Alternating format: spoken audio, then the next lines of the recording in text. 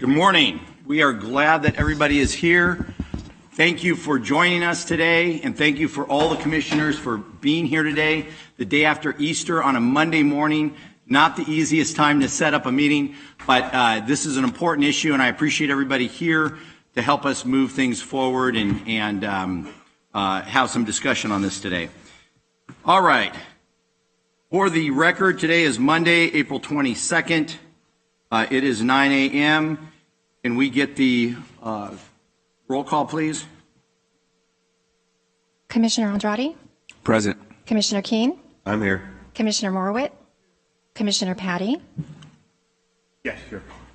Commissioner Villaputua? Here. Commissioner Nguyen? Here. Chairman Johnson? Here. And can I ask, since this is, I believe, Commissioner Keene's last meeting, is that correct?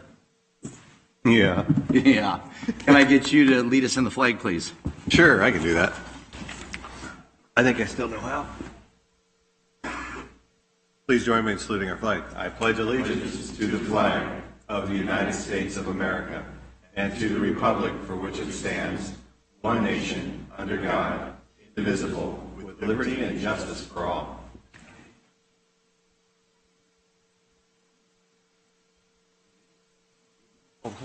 The first item on the agenda today is the consent items. Anybody want to make a motion on that? I'll make a motion to accept.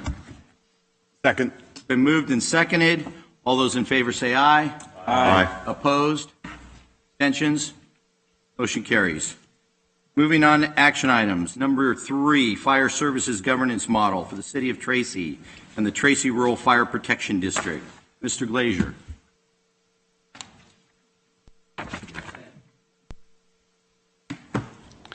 Yes, thank you very much, Mr. Chair and members of the Commission. Good morning. Today's item is Fire Service Governance Model for the City of Tracy and Tracy Rural Fire Protection District. That's the technical term for our agenda item. What I'd like to do is I have a PowerPoint presentation, and I would like to reflect a little bit about public policy. I think it's time to step back from the case we have before us today and talk just a little bit about the importance of public policies. There's lots of actions that this commission does. It does annexations, it does reorganizations, it does detachments, it does consolidations, it does dissolutions, requests for additional services such as SSJID. It does municipal service review, and you do spheres of influence. These are just some of the actions that you do, not on a daily basis, but over the time.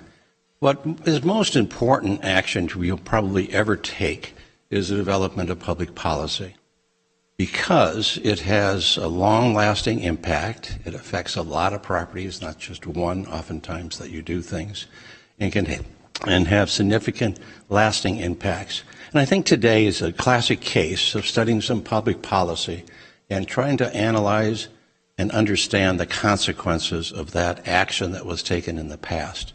And you'll see here today it's substantial. And the other part about public policy is it should always be done independent from any other pressure or any other actions.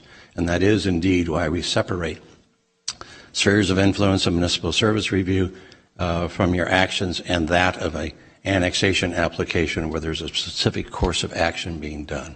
So anyhow, that's just the opening for something I think is really important today to talk about public policy. So let's get back into the issue we have today. So today before you is to satisfy a requirement that was imposed by this commission in October 2011. 2011 precedes all of the commissioners. The most senior, use that term, commissioner came on about 2014, if I recall, Doug, just before the SSJID two-day hearing that we had. So this, I hope, is not 2 days. I hope we can do this in a few hours. Not trying to throw anything over it. So this action was done by a LAFCO commission, but a separate group than what we have today. So what the question before us today is, should future annexation, emphasis on future, we're not talking about the 12 annexations that have already been approved, without detachment from the city of Tracy. We're talking about future annexations to the city. Should they be detached or not detached from Tracy Rural Fire Protection District? So I try to synthesize into a very simple term what the action is before you. And we'll now get into some of the detail. So what happened in 2011, December of 2011, a municipal service review was approved for all the municipal service fire districts in the county. And one of the areas that LAFCO staff reviewed was Tracy Rural. And specifically what stood out was the fact that Tracy Rural was not detaching from the city of Tracy upon annexation. And there was a recommendation that they detach, a very clear recommendation in 2011. The city of Tracy was uncomfortable with that action and agreed to complete a plan regarding governance model for City Tracy Fire Department and Tracy Rural for 18 months, subject to the approval of LAFCO. So this is how it all began for this requirement that we're here today. A commitment on the city of Tracy to do a plan subject to the approval of LAFCO. And they wanted at the time to continue with annexations until this plan was done. Specifically written into that is all subsequent annexation requests shall be consistent with this approved plan. This is the basis for a lot of the discussion we've had in the last few months about actually some confusion, and from my perspective, by others, the fact that, yes, indeed, you have to do this in order for us to process an annexation, because we have a requirement that it has to be consistent with this plan. So that was the basis for the idea that, gee, this is the first in several steps that needed to be done before we can consider annexations before the city of Tracy. Okay, so let's go back for history. We formulated the report. It got to be confusing, and we tried every trick we had. We put in little boxes to try to set out chronology. We put stuff about Proposition 13 in boxes so that the report would flow. And so we tried our best into trying to do that. This matter has come before the commission, I'm going to say 8 times. I think it's closer to almost 13 different times that this matter has come before this commission. And at each time it's been left unresolved. So let's just start out real quick, and I won't spend a lot of time on it, but I think the background is important to see the perspective that we need to have today. So in July 2011, we had a hearing where we first came up with the idea, and there was an implementation strategy, and it basically was the idea that they ought to be detaching.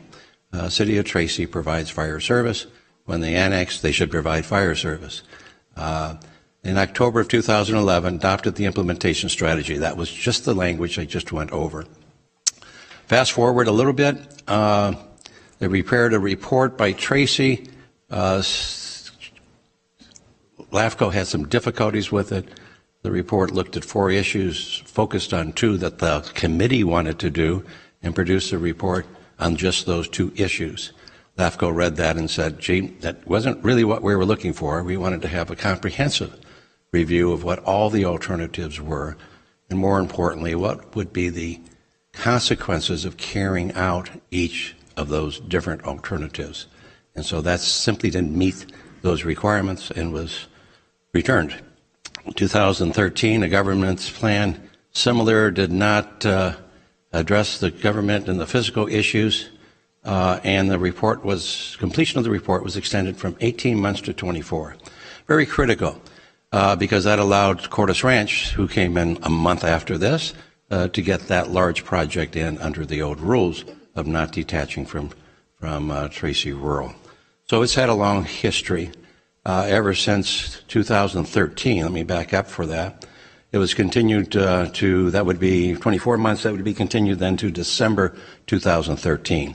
City of Tracy has not processed any annexations since this time.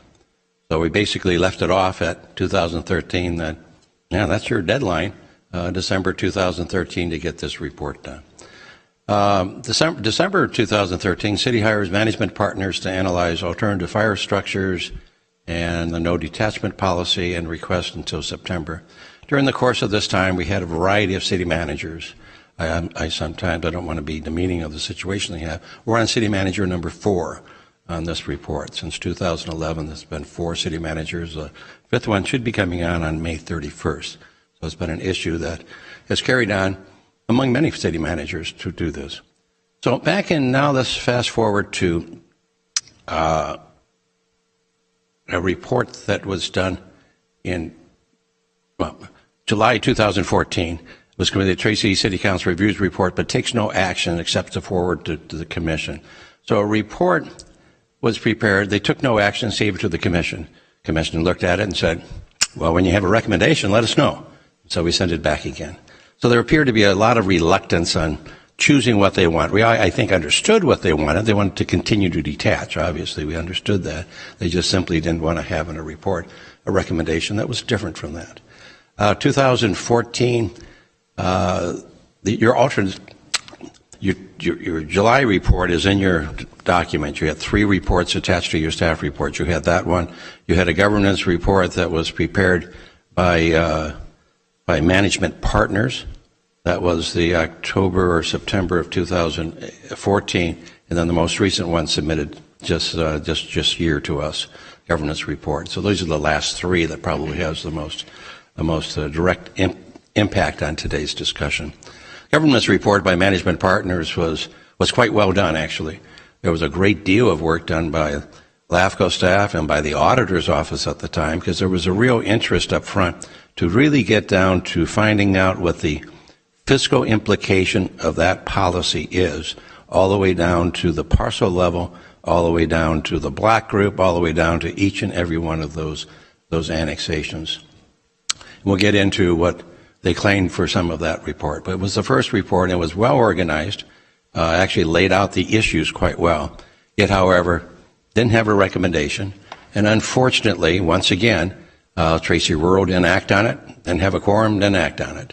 The matter did go before the City Council, Tracy City Council, and they made no recommendation. So once again, consistent with a lot of other actions, this is 2014 now, Commission returns a report to the city saying, doesn't meet our needs. These are the issues we asked for to begin with, and they're still not satisfied. Fast forward, kind of a big gap. Now we have 2019, we'll call it, where we received their most recent report that was submitted to Tracy. So anyhow, that's the history. It isn't short. It's very complicated, very long, and much of what you have at least the 3 reports in there. In the staff report, we try to be very thorough in giving you that background. Okay, so how did this all started? In history, we go back to 1996, and we got a letter from the city and the Tracy Rural. And the letter said to the Commission, we are requesting no detachment because we are finalizing our negotiations to consolidate. And when consolidation occurs, the City of Tracy will relinquish fire protection responsibilities as well as their fire department employees to the Tracy Rural Fire Protection District under a contractual agreement. That's attached to that's Exhibit A or B, attached to your staff report. So, in short, this was the time the change was being done. They wanted to consolidate. They're in the final stages, and Tracy was committed to relinquish fire services. So that was the reason why the Commission said, okay, then when you have annexations, we won't attach since this is so immediate or so forthcoming for it. And what happened was that there was not a consolidation, but in 1999, a joint powers agreement between the city and the City of Tracy was formed for fire service to buy contract for the city. Sometimes there's confusion with that. A joint powers agreement is not, and I emphasize the word not, a consolidation. Joint powers agreement is an agreement between 2 public agencies to do something. Joint powers agreements cities have for insurance. So get a group insurance policy and form a joint powers agreement to get a better rate. The more applicable one in this county is a joint powers agreement that all the fire districts have. It's called a radio users group joint powers agreement. That's to make sure they're on the same frequency and that the dispatch systems work. So it's a joint powers agreement to that. As the joint powers agreement is being used with the City of Tracy, it's really an operational agreement that services are provided.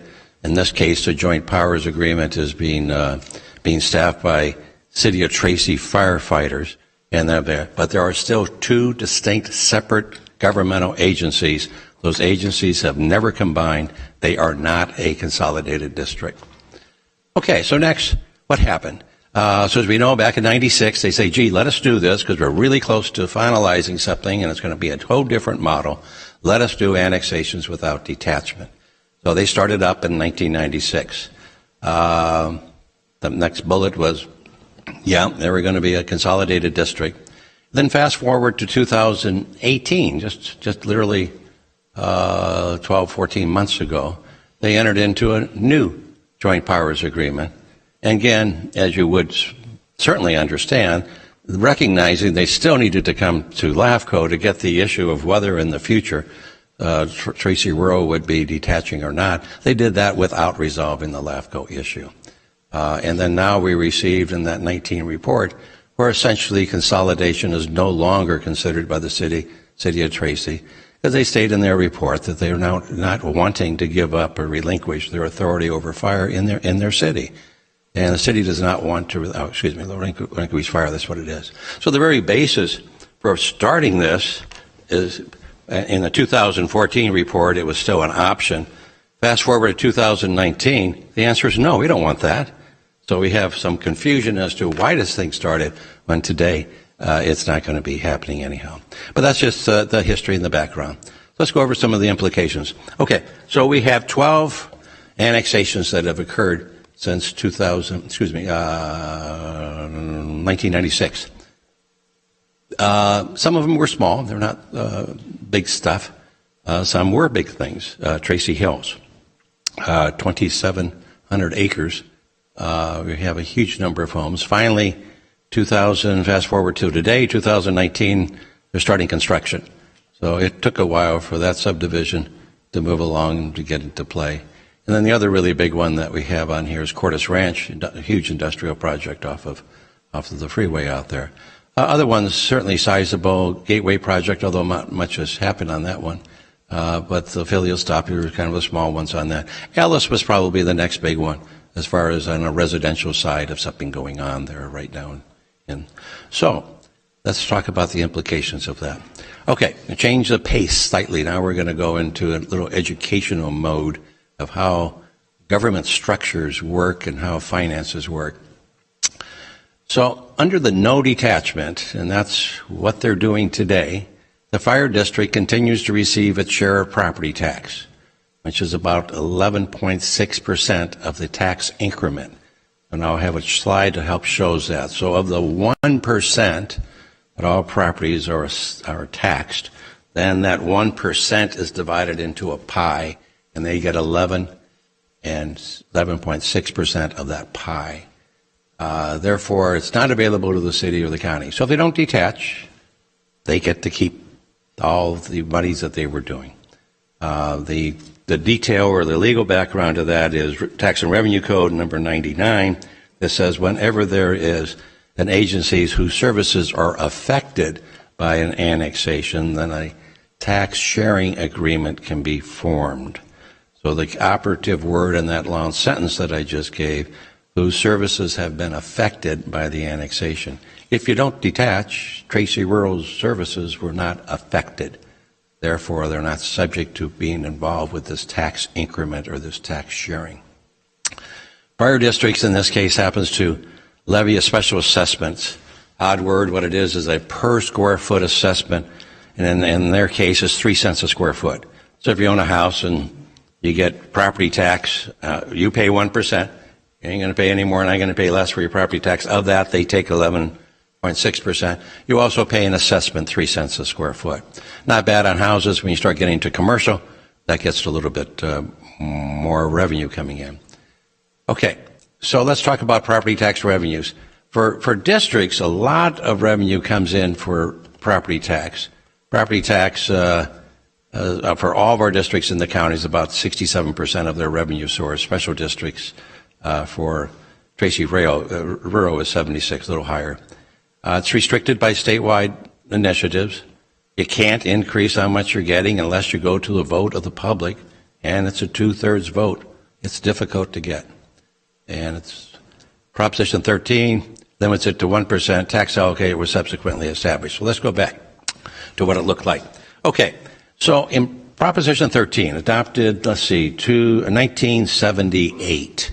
Then when it was adopted, it did a couple things. It was a huge change to our tax system. It said that governments can only charge 2% of the assessed value of, 1%. Yeah, 1%. I'm going to get back to you. You have an increment of 2. Let me start. 1% of the assessed value.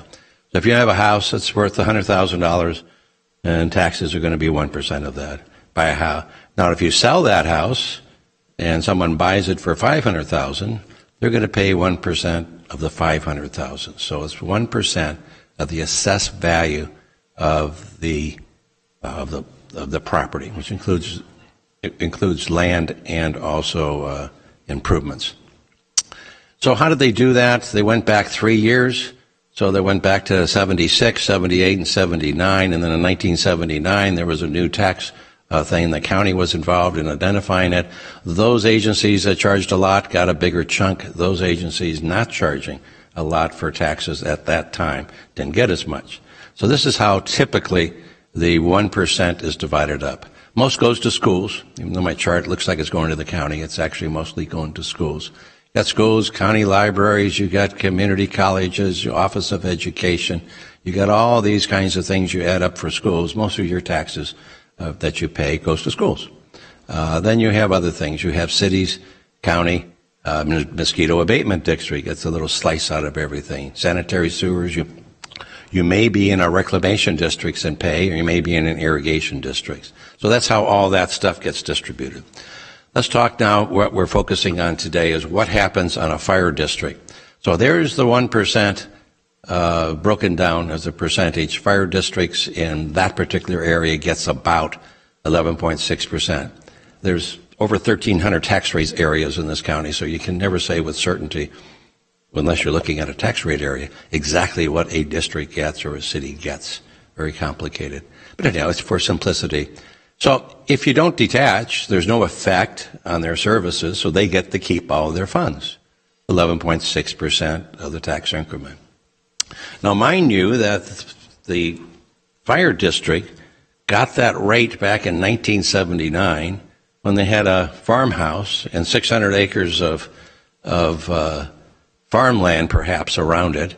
Fast forward to today, you're probably having 6 or 7 homes on that same or per acre maybe, and they're not running at a minor bar. They're probably $500,000 on top of it.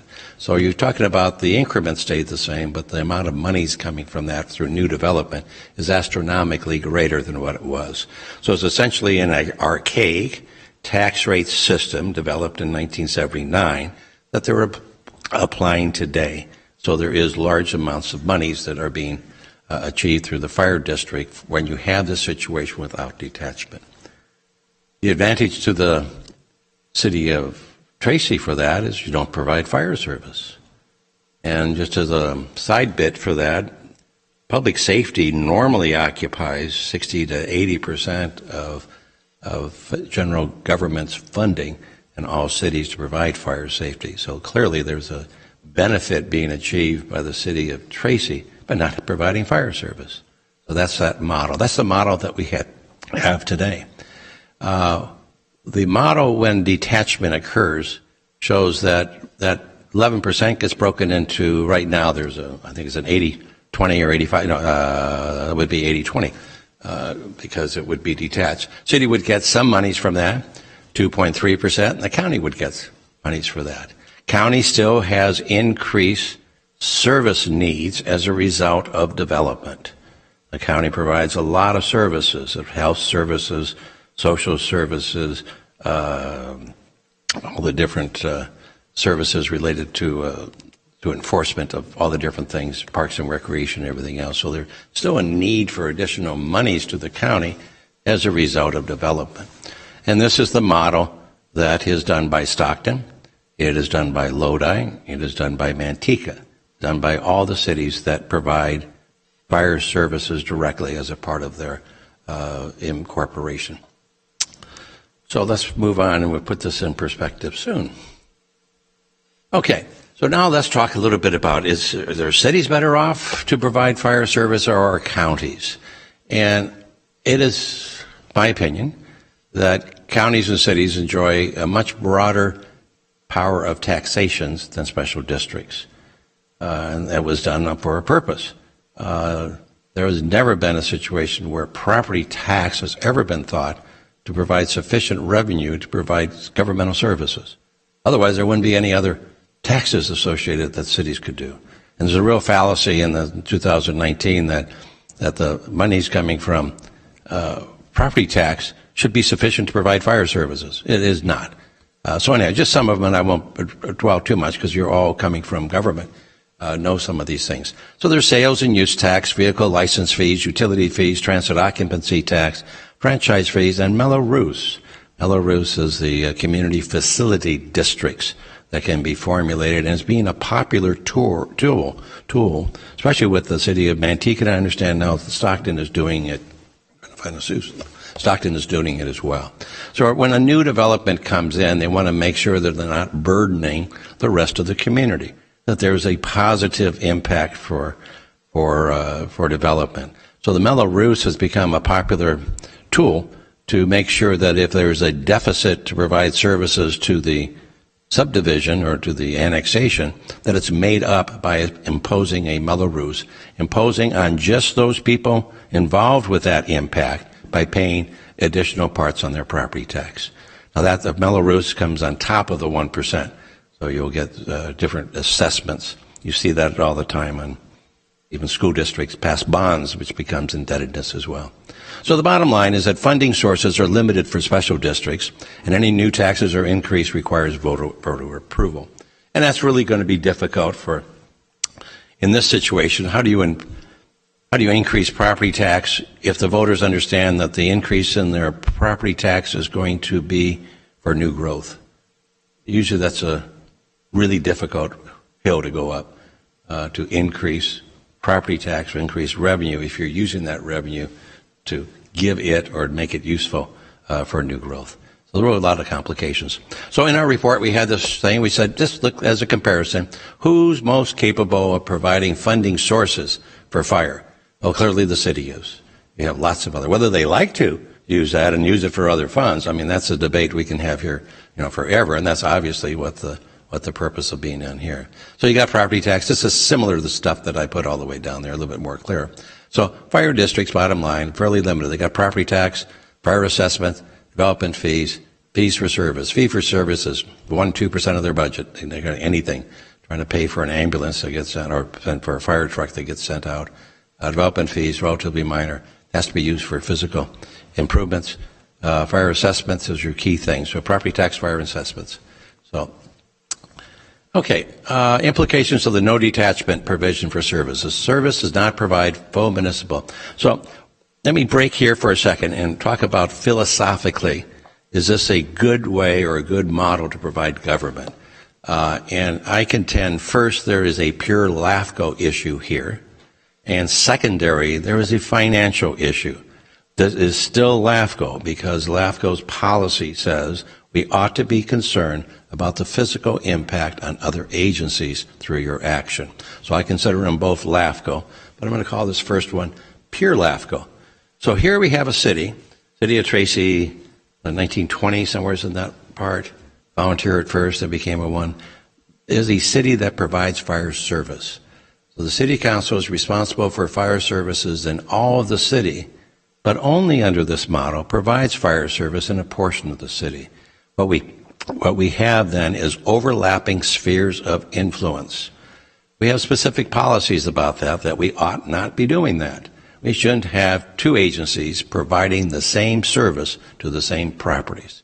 So now I'm focusing on pure LAFCO world. How does it apply? One of our policies, when an area could be assigned to a sphere of more than one agency, the fire following hierarchy shall be applied dependent on the ability to serve. And our hierarchy says they ought to be in cities, second be in multi-purpose districts. That would be, in this case, a community service district like a mountain house. And then lastly, as a priority, it should be in a single district, such as a fire district. And I emphasize the word a because never in our policies, nor in municipal Cortese, Knox, Hertzberg, is there recognition of having service being provided in the same area by two different service providers. Spheres of influence are not supposed to overlap. That's the whole purpose of a sphere of influence. The Cortese-Knox Hertzberg Act at the bottom also declares that a single multi-purpose agency is accountable for government services in a better manner, and especially for urban areas. Again, pointing to the facts, cities ought to be doing this besides others. And also, I think the takeaway from here, we ought not be having service provided by two agencies to the same property. We do not have and should not have covering, and this is the result of that.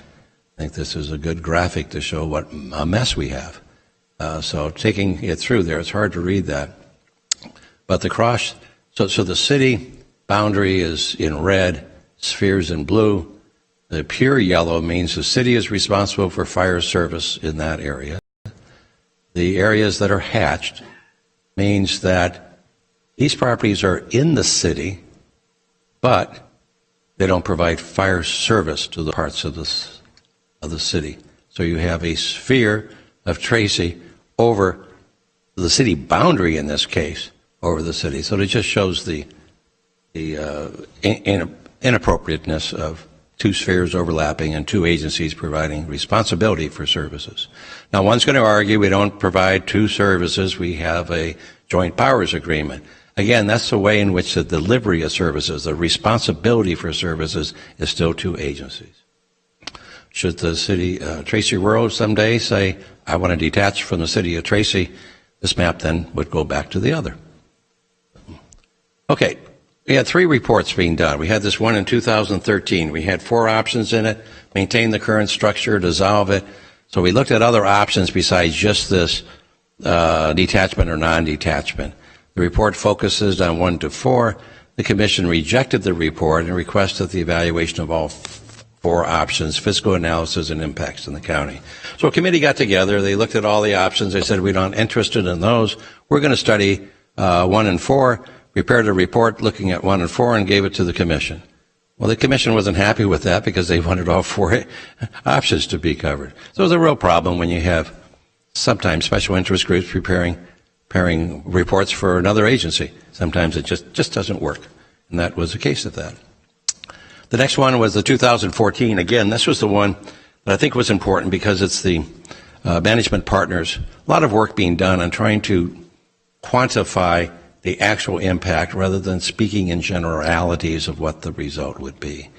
Key takeaway with that was that the impact to the county lost was $4.3 million. So this is the first time in the series of all these reports we are finally getting some financial numbers of what that impact would be. And it also made a recommendation that with detachment appeared to be the appropriate future course of action. Again, the report had a great analysis, and I hope you had an opportunity to read that. At the very end, it couldn't get anywhere. It kind of dud. But a good report up to that period of time. It was fairly useful, and I think if it needed to be dusted off and fixed up, it was a good basis for that. Then we have this new report. Technically, the report on the cover says December 28th. We got it January 31st, or for all practical purposes, February 1st. So that was just a month and a half ago when we got this report. And that was a report listed in your report, in your document as well. So the purpose of that report was to prepare a report to reaffirm the formation of the South County Fire Authority. So they changed the name slightly. They put the word county in, I believe. South San Joaquin County Fire Authority. Kind of awkward. Here we're producing a report in 2019 justifying an action that the council took in February of 2018. Something about that leads you to the conclusion that, well, maybe you would assume what the conclusion would be when you're doing things like that. The report assumed the property tax allocation should provide sufficient revenue to provide fire service. That's what the report states in there. They think, well, City of Tracy can't provide fire service. It doesn't get enough income when we do annexations for it. Well, Urban fire service was never intended to be supported by property tax. That's why I gave all that list before. There's other sources of revenue a city can provide. Just like all the other cities in this state that provides fire service, just like Lodi, just like Manteca, just like Stockton. The report doesn't mention anything about that the county has increased demand in services because of the new growth. Doesn't address the real LAFCO 101 issues, duplication of services. We have two agencies providing service on the same property. We have two tax rate structures. One pays more on one side of the street, one pays less on the other side of the street because one pays the fire assessment. One piece of property in the city of Tracy elects the board to the Tracy Fire Board. Person on the other side of the street only elects the city council. None of that stuff was addressed. And then the other real fallacy of the report was this whole issue about Tracy Rural. Quite frankly, since the day one, it's been very hard to get information on this. Tracy Rural has not been financially successful. They started this stuff back in '96 with that. They thought that they were going to be in the hole for at least the beginning part of it. I heard different numbers in the reports, about 18 months, because they pay for City of Tracy fire salaries, which they were previously paying for rural district ones, and they added, and they thought over time that the growth would be there. Fast forward now 20 some odd years, and as of February of 2018, the city of Tracy had to forgive, or whatever terminology is used, is very difficult to understand, somewhere to the tune of $4 to $8 million. So if you put that in summary, since we're supposed to be, as a LAFCO, looking at the financial ability of agencies to provide the service, it's been a failure. There hasn't been a success at all related to. So what they did on this case was they forgave that kind of a debt. Then they provided a projection for the future, a rosy projection, I might add, and I'm going to be showing that shows that they're now economically viable. But because of their projections, I now think that there is actually a question of whether they have the financial ability in the future. But I think all of that probably makes no difference at the end, and we'll get into how do we resolve all this stuff. So what I did was I looked back at, this is their little chart showing some of the assumptions in their economic projection. I looked at building permit data, took the last 5 years. One way to project the future is to look back what you've done in the past. Then I looked at the Goodwin Report. Now, Goodwin Report was an economic consultant hired by the city in 2017 that provided a projection for what that will be in the future. Then in the third column is what the new governance report says. So we had 186 units historically on the building permit. Goodwin, 505, and government's report was 610. So the amount is 170% higher than actual data that we can use. Jump down to industrial. Building permits showed 2.7 million square feet. Goodwin report was projecting 1. The government's report here shows 3.55 million square feet. That's a variance of 260%. Retail, same thing. They didn't have any retail in the last few years. Projections were off. You get some astronomical numbers on it. So the question then comes out is that with using an aggressive growth data, which in my opinion is not justifiable, brings into question the economic viability of Tracy Rural for the future. We already know it didn't work then. Kind of like this thing, it hasn't worked before, so how are we going to fix it? Well, we're just going to do it longer. I'm not sure that that's the good philosophy when we're dealing with this. It's clear, it's substantiated that the South County Fire Authority included a provision to forgive a major portion of Tracy Rural's debt. I think they're trying to clean it and then assume that if growth doesn't occur and is uncertain, that Tracy Rural can even provide the needed fire stations. They're now building Tracy Hills. The fire station isn't there yet, so I don't understand. And again, I'm not raising that as a question for today, but certainly a question is going to be raised is when are you going to provide that station and is there adequate service to that development that you're providing? Future loss to the county, this is starting now. We're starting to see that. Last time was what 11, 12, 14 million. Now they said it's going to be $40 million. And they did not look at what was done in the past. They only looked for the next 7 years that the impact to the county would be $40 million.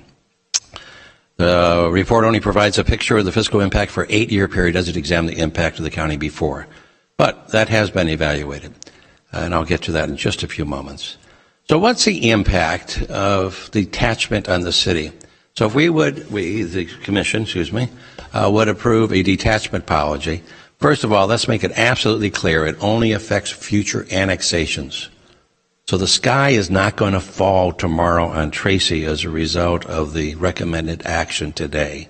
It only affects future annexations. Those 12 annexations continue to fill out and to grow, and the benefits from that continue. The South County Fire Authority can continue to provide service. And that's probably a very good way of providing service to both districts. The city that would then have the financial responsibility for fire service only in the new annexation areas. Just like Stockton, just like Tracy, just like Lodi, you figure out what the cost for development is, you enter into a development agreement with the consultant, with the developer, and you resolve these issues in that manner. Both county and cities would receive a portion of the property tax. And don't forget, I'll go back to the other one. When development comes in, they do spend more sales tax. You do get more vehicle license fee. You do get other increases. It's a pro forma that they look at. If there is a shortfall, the development agreement, community facility districts are the ways in which cities today are handling those kinds of shortfalls. So you're not relying upon, I can't provide fire service. Both the county and the city would receive a portion of the property tax revenue if you would detach. And the organizational structure would be the same as it is for all other cities that provide that fire service. So that would be the impact. Without detachment, past annexation, so I think I've covered this, past annexation wouldn't be affected by that. And the reason for that is because LAFCO cannot initiate detachments. However, the city, Tracy Rural, or the county could request detachments. So the goal of saying, should we fix, I think before us today is, let's not continue to go down this route and having these huge financial impacts on the county. We can fix that, and that's what's before you today. As far as what's happening now and some of the stuff that will still can occur, that can be fixed, but not by LAFCO. It's by city, Tracy. So Tracy Rural could someday say, you know, I don't want to do urban fire services anymore.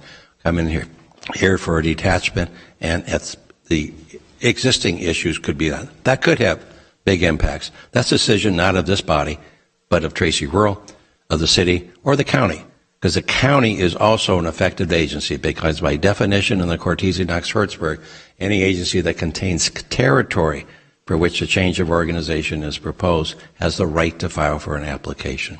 So this opens the door not to LAFCO, but to other agencies to fix the existing problem that we have. Okay, we did send this to and got comments in from our county administrator. What does the county feel about this situation? Annexations with detachments resulted in a significant loss from the revenue. This information was done by our auditor controller's office. It went in details back to the subdivisions down to the parcel level, I believe, certainly by the subdivision. So that one question that was always not answered is answered here for you.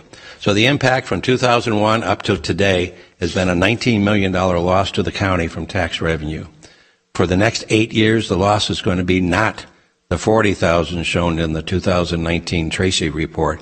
The actual number is $55 million. You put the two together, 2001 to 02 up to there, we're looking at a loss to the county over the next years cumulatively of $74 million. You can see in all these reports, 3 reports, 4 reports, 13 times to this commission, we never got information that we really need. And here now we're finally unpeeling the whole thing and seeing numbers completely different than what was being proposed before. This impact, in my opinion, is significant, and it's based on a system that should never have been approved. No longer had any interest in it, obviously, but enough said. So what are the other comments the county said? The county encourages the city of Tracy to adhere to the same process as other cities, such as Stockton, Lodi, and Manteca, which is to perform annexations with detachment. Requiring future annexations to the city of Tracy to detach from Tracy Aurora will ensure the county is provided necessary funding for increased demand on county services. Something I mentioned earlier, something ignored in all these reports, is that there is an impact on services to the county as a result of new growth, and it's being ignored through the reports up to this point. So let's go over the summary of key findings. There's a duplication of service. We have two agencies responsible for fire services on the same property. We have an overlap of sphere boundaries on top of each other. We have a policy that says we ought not do that. There is a tax structure that charges more to a new resident and business for the same fire service in the same city. That's because of the assessment. There is a projected tax loss of $55 million over the 8 years, corresponding decrease in demand at the county service level. And we just talked about that. Cumulatively, that could be $74 million. Tracy Rural, in my opinion, has not been economically viable since the inception of this model. And I say that because when you have debt, that seems to be the best indicator. There are questions of whether Tracy Rural can be sustainable in the future. I think the economic projection in the 2019 Tracy report is greatly exaggerated. Cities have more financial resources available to fire. We've gone over that. The expectation that property taxes alone can provide urban fire service is unrealistic. City benefits, and that's the bottom line, which makes it tough for the city of Tracy. The city benefits greatly economically from this model, while other agencies are fiscally impacted. So that brought us back to the idea of public policies. Just want to reiterate, policies are important actions of this commission. They're long-lasting, and as we can see here, there are huge implications that could be impacted on that. So we have two recommendations for this. Number one, I have a resolution that attaches that I spent quite a bit of time on. It provides all, in my opinion, all the necessary findings that require that it be detached from Tracy, again, for future annexations for that. If somehow or if the commission for some way does not want to adopt that policy and want to understand the issues more, I suggest that we seek professional consulting service to study this issue. And that has to be done through us. Our efforts of this so many times for so many years have led us nowheres. But in summary, though, we have more than sufficient information in the record to support the recommendation that Tracy Rural detach upon annexation. With that, Mr. Chair, concludes my presentation. Thank you, Mr. Glazier. Here's how I would like to proceed. We'll give the commission an opportunity to follow up with questions with Mr. Glazier, and then when the questions kind of subside, we'll bring up Tracy for any information you'd like to provide to this. We'll ask the commission will ask any representatives from the city of Tracy questions, and then we'll bring it back for discussion and any follow-up questions. Okay? So, with that, questions from the commissioners on Mr. Glazier's report.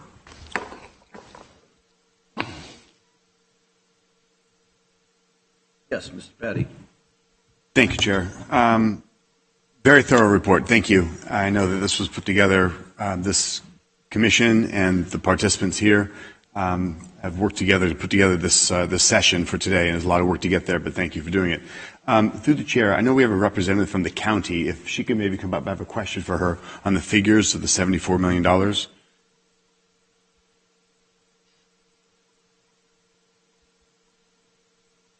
Not running out that door, right?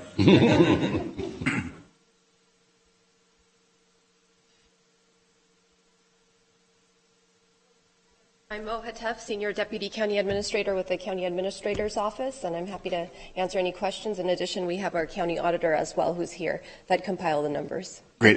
One quick question. As Mr. Glazer's report was finishing up, he had mentioned that the projected loss of this total of $74 million accumulatively, that's anticipated if we do or don't take any action today. Is that number automatically going to happen, or if we start moving forward with annexations being required, does that number change? So that 74 million is quoted not only for the existing time period. The governance review had a time period of 2019 through 2026-27, and then our auditor controller's office also captured the time frame from the initial 12 existing annexations, so from 2001 through 2018-2019. That total figure was 74 million. So for any future annexations that happen, that would be a different amount, but that 74 million essentially captures the 12 existing annexations. And through the chair, I just want to make sure and confirm that with our auditor controller's office as well.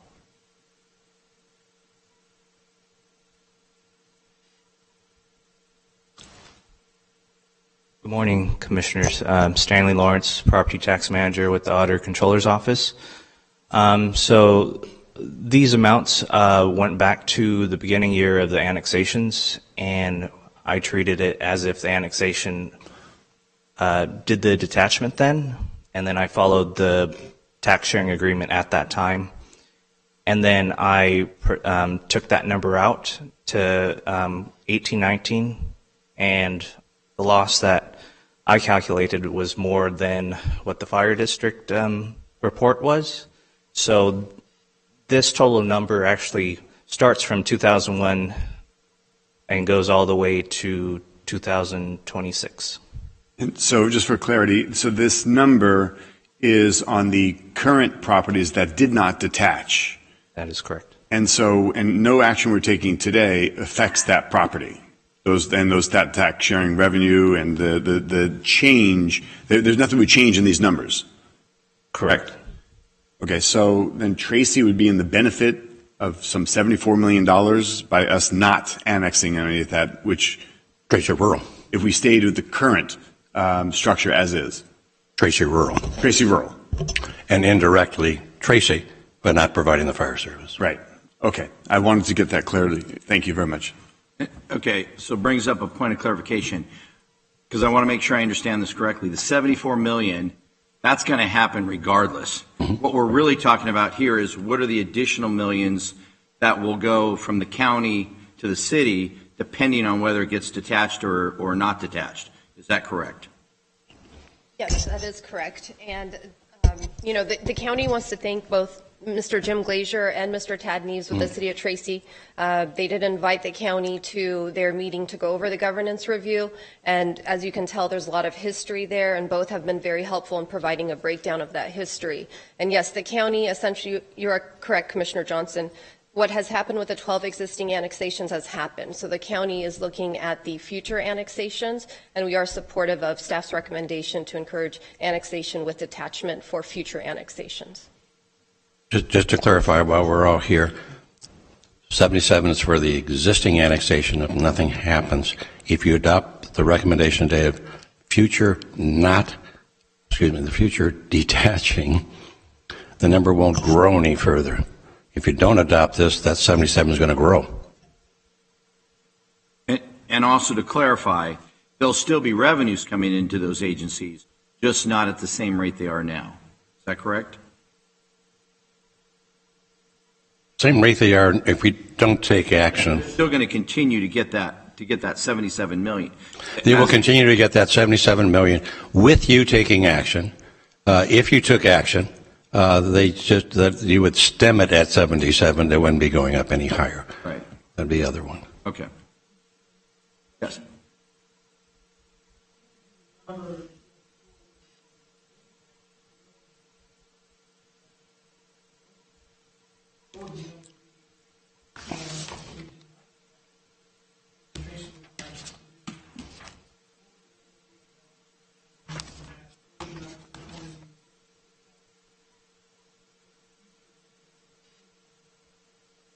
So I don't have an exact number for you here. We'd have to do the calculations, but essentially what we're looking at is that, 11% of the fire district share. That is the portion that we are concerned about.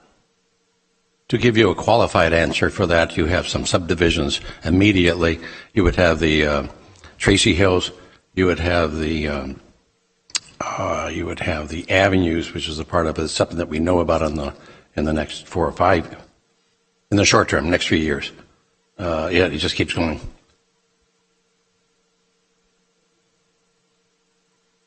Yeah. Is 50. It depends on the future development, which we don't know yet. There is, we could use the numbers in the governance report. I'm sorry? We could use the numbers in the Yeah, fire government. we could calculate it. That's what they attempted to do.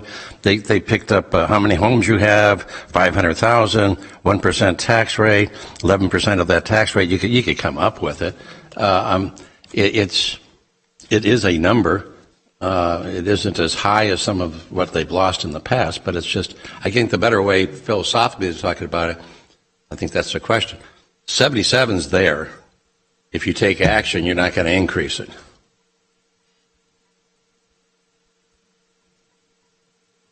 Commissioner Wynn. 74. Yeah. Well, in staff report, it says 55 million for the future, starting this year, going to 2026, 27. So that would, and basically you would take the 70 plus million, deduct the 19 million, whatever, but that's, at least that's the figure that I'm shown in the staff report, 55 million from here to the future. That would be the loss to the county. And the other question was, I understand it isn't just the county, but certainly the city of Tracy would be beneficiary also by detachment. And I understand they have to take over the fire responsibility, but they would also be the benefit of some revenue enhancement based upon the detachment itself. Is that correct? Correct. I don't have any idea what that would be. Yes, and that 55 million is for the 12 existing annexations. Right. Thank you. Follow-up questions for county? Thank you very much. Any other questions at this time? You'll have more opportunities, but are we ready for Tracy to come up? All right. Would somebody from the city of Tracy like to come up? Welcome. Please state your name. Thank you, Commissioner. My name is Karen Schneider. I am the Finance Director for the City of Tracy. I represent both Tracy and the district and the JPA because I was one of the ones that worked on the negotiations for the revised JPA agreement. We did look at all of these studies that were mentioned. We've been working in collaboration with Mr. Glazier this entire time and feel like we've been trying to answer all of his questions, including writing the new JPA agreement. Some of the things that I'd like to focus on is the fiscal aspects that were mentioned. I'd like to state that we predicated most of our financial analysis based on the non-detachment model. And as you've heard, what we're asking in this model and this policy is to take cash, fiscal resources from one agency and give it to another. And we're asking you to not make that decision today. We wish to continue working in the proper avenue of tax sharing agreements with the county. Our tax sharing agreement will expire this June, and that's the time to do it. When we originally formed the JPA in 1996, we have a separate clause in our tax sharing agreement to get a lower percentage property tax from the county than anybody else in the county. We get 85-15 split with them, not an 80-20 split. We've already taken that into consideration once with the county when we went through this model. So the county's not bringing that forward to you. They're not reminding you that they've already received additional property tax under this model. We've predicated several fire stations on this model. I've brought to my own council an agreement as well as fire station plans that are predicated on this model. And now, during this policy discussion, what's happening is that you're now being asked to choose one agency over the other. What we're saying is that the right avenue is for us to negotiate with the county our tax sharing agreements. If they feel that there are differences in the tax sharing agreement that are more beneficial to them, that's the avenue that should be. Your policy is changing our financial model, and I don't think you should be choosing between the county and the city right now. The county has all the same opportunities to raise revenue that he listed that the city does, but instead the district doesn't. We've created a financially stable model that will see us into the future. And if you choose today to adopt a policy when we have these smaller disagreements with Mr. Glazier, that we can show that we are providing better fire services year after year. I can state that in facts, we've been able to add firefighters to our stations. We've been able to go out and get county, federal, state grants for those fire stations. We're able to provide new equipment to those. This model is working. Yes, there was some bad history. No one's denying that. You've had it all laid out before you. But what about collaboration that we've been moving forward with? Again, I worked on those agreements. I know what our model is trying to say. I wouldn't have stood in front of my own council and say, re-up this agreement if it wasn't best providing the best fire service in the county to its residents. And we're moving forward on that. So what I'd like to ask today is that you consider postponing adoption of this policy, move forward 2 properties that are being held in ransom over us disagreeing and trying to get to some type of an agreement with Mr. Glazier on our agreements. I personally have worked on the MSR since, and I've been there 2 years. I've been personally met with Mr. Glazier, with the city managers. Yes, there's been turnover. I understand that. But we have made a lot of significant progress that just doesn't seem to be coming to the surface.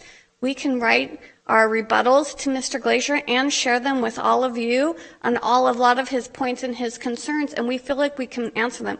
We even feel like the management partners analysis has said the same thing. Don't choose between the county and the city. Let that be a discussion between the county and the city, that if they really want detachment, then we have to have a more favorable tax sharing agreement between both agencies. Otherwise, we've already negotiated that, and we have an existing tax sharing agreement that assumes on all parts detachment. So as we move forward, consider 2 things. One, what we ask is that you continue allowing the annexations to move forward. Don't hold them hostage as we work through this, because our model is fiscally sound, and we believe we can work with the county to continue in that collaboration. Fire service is what's in front of you. Fire service is this model of non-detachment and a fiscal policy that will support that. So we ask you to really consider that. Again, postpone this policy. It has long-term effects that nobody has been able to vet out. If you do this, I've got to go back and do a whole new fiscal analysis for my own council, for my own county, for my own constituents. Please don't do that today. Don't force us into a model that I can't say I can now support fire stations.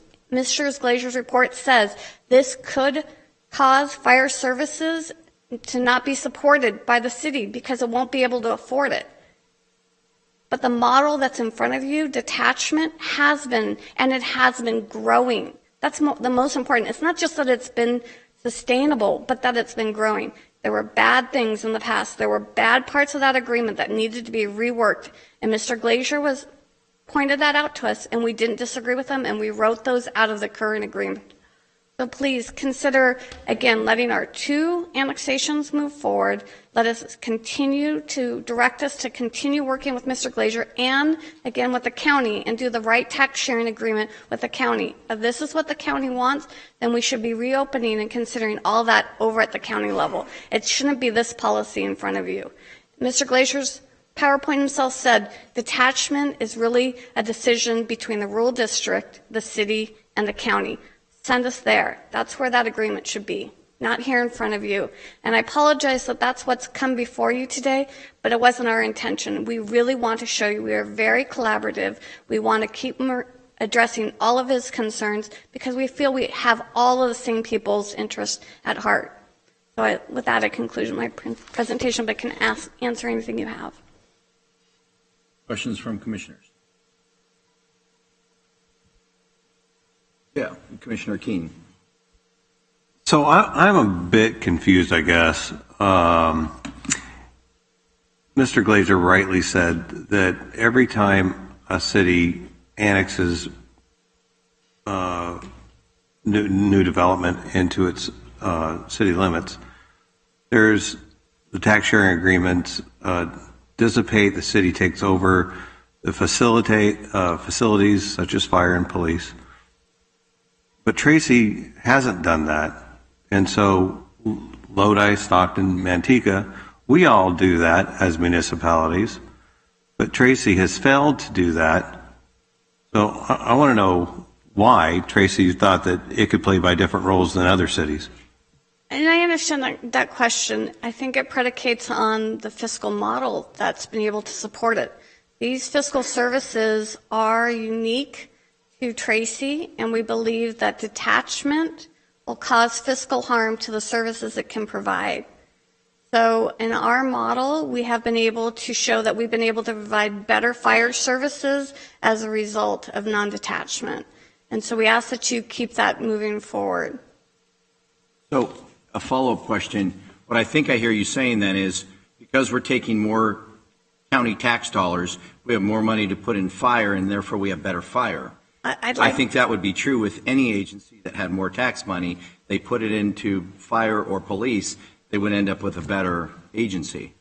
That's correct, but there are two revenues at stake here that we forget. It's not just the property tax sharing agreement, and we've all seen that. I won't deny that we go through the entire tax sharing agreement with several agencies, but you're also talking about the additional assessment district that would be lost. So it's two sources of revenue that has supported fire services for decades. And it's those revenues and those losses of revenue that we're talking about. With this model, providing excellent excellent fire services to the residents is the most important. What we're talking about, again, only on the property tax side is splitting that 11%. You're talking about taking 11% from one and splitting it between the two, but you're also talking about losing that 3% assessment district. And we all know how difficult it is. If it was easy to go out and get a new assessment district somewhere, we would all be doing it, including the county. But it's difficult. So you're talking about taking a very rare revenue source and taking it away from us. So how does that differ then? Because you keep going back to your model. Mm-hmm. How does that different than with Lodi's model, Tracy's, or Stockton's model, Manteca's model? In many cases, they already have a more generous tax sharing agreement with the county. So we took our tax sharing cut already at the beginning of this. So they have a more generous tax sharing agreement than the city of Tracy does. So the county already took that into consideration, which is back to my premise. If this is the direction we're going to be given to move forward on, then we should be having those discussions with the county and having a tax sharing agreement discussion with them. So as you've had Manteca and Lodi, their tax sharing agreement support. And if you go up and down the state, you'll see that's where it's taking place. It takes place. Prop 13 did this to every agency. We saw it with the change of redevelopment, and we had to go through all of those changes. It all stems back to we're all limited and we're all chasing the same dollar. The important part is if we are moving forward, have we not grown the economy of the county? We have. And so another part of this discussion that we always need to reconsider is that the county's revenue has grown. Tracy is a growing community that's bringing not just houses, but business to the county. And the county does not provide as equal services in commercial areas. We all know that, but we're taking it as a blanket. And so all of that needs to be part of an analysis that's done between the city and the county. And I believe what you're not seeing is the discussion of how much the revenue has grown. And if we go to a point where I can't afford to provide fire service because you've taken this revenue from this model, then the county is going to be stale and it won't even see its resources growing. And long term, is that what we all want? Long term, what we want to see is county continuing to attract very viable businesses, not just on the distribution, but we're talking about trying to attract a lot of those East Bay businesses to come over here so all of our residents have jobs here on this side of the Altamont. And that's the model that's in front of you. If you look at what our future annexation areas and those models are, such as Gateway, Cordes Ranch, those are huge business models that bring in a lot of revenue to the county and very little resources are needed from the county. It's very important that we talk about it globally, but this isn't the place for that policy. That policy is to be at the county and the city level is what we're asking. Yes. Yeah, a follow-up question then. So, gosh, I'm right there on the same page as you as a council member from Lodi that the tax sharing agreement, even from my perspective, 85-15, I wish it was 60-40. But you're going to have this conversation in June about your tax sharing agreement with the county. And so you're asking us to hold up on making a decision until this happens, but everybody that's here wants to see this move forward. and you're asking us to hold off on these two annexations. Well, now I'm going to take my city hat off. I'm going to take my city hat off, and I'm going to put my county hat on. Mr. Glazer has rightly stated that this board has responsibilities for both fiscally and growth-wise, how cities grow and how it looks for the county. And part of that perspective is the fiscal responsibility, not just smart growth. So with that in mind, we have a decision to make here on this board that needs to be made sooner than later, and holding off or maybe massaging this a little bit until June to let annexations move forward isn't really, from my perspective, adequate stewardship of my responsibility for serving on this board. So we're facing some difficulties. If this was easy, this would have been resolved a long time ago. But we have responsibility here for making these decisions on annexations and the appropriateness according to the Cortese-Knox-Hertzberg.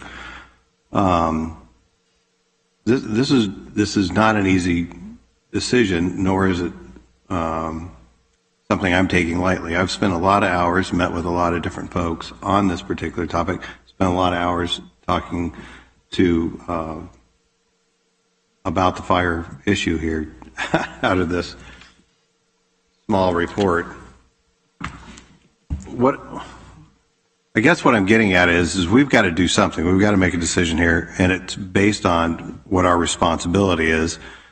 And I would love if Lodi could take advantage of not annexing and letting rural take care of some of the fire. That would be great. That would be a smart move. And you guys have done a smart move, but I don't think we can sustain that type of growth, that type of an agreement based on our responsibility for what we're supposed to do here. They don't, it's not what we're here for that, to allow you to take advantage of what you've done so far as I'm concerned, as the city of Tracy. We've got a decision based on what our requirements are here. And I'd like to point out one more thing. You made a comment about, I think, holding two property owners hostage. I'd like to point out that this has been something that's been going on for quite some time. Should have been settled long ago before these property owners got involved in it. And now, because it's coming up to deadlines for them, it's really easy to point and say, well, now we have to do it for them. And that's why we're all here on Monday, is to try and do this for them. But I think we're all a little questioning why this hasn't been figured out in the past. And now all of a sudden it's easy to say, well, now we have this important thing. And now it sort of seems like, oh, well, just give us this period of time, and then we'll come to allow them to go through, and then we'll come back in all honesty, we'll come back. And I think there's some questions about that. Are there other questions for Ms. Schneider? Yes, Commissioner Wynn. Thank you, Chair. I would have to agree with that comment. This has been going on for almost 23 years, and you correctly stated that there's been some mistakes or whatever in the past. And you talk about tax sharing agreement, but the whole issue is that there has been no tax sharing with the county through these 23 years because there's been no detachment. So you're asking us to continue a practice which I think probably should have been solved maybe as early as 1999 at the latest. And as the chair states, this is something that commissioners prior to us and city council members and I'm directors for the Rural Fire District have dealt with. I was really a little concerned about a lack of a quorum. That doesn't show me a lot of commitment by certain individuals in the past to understand. And I appreciate your work in this in regards to trying to put it together. But to ask for a delay for two more properties to not be detached is to me just kind of going a little bit too far, since this should have been resolved long before they applied for their projects. So thank you. Point of clarification, Chair, if I may. I would like to say that I do understand the Commissioner's point that it's been a long time. We don't disagree with that. What we are saying is that we still don't agree with some of the conclusions made in his report. And we don't feel that a policy at this time should be adopted when we disagree with some of his conclusions that brought you the policy.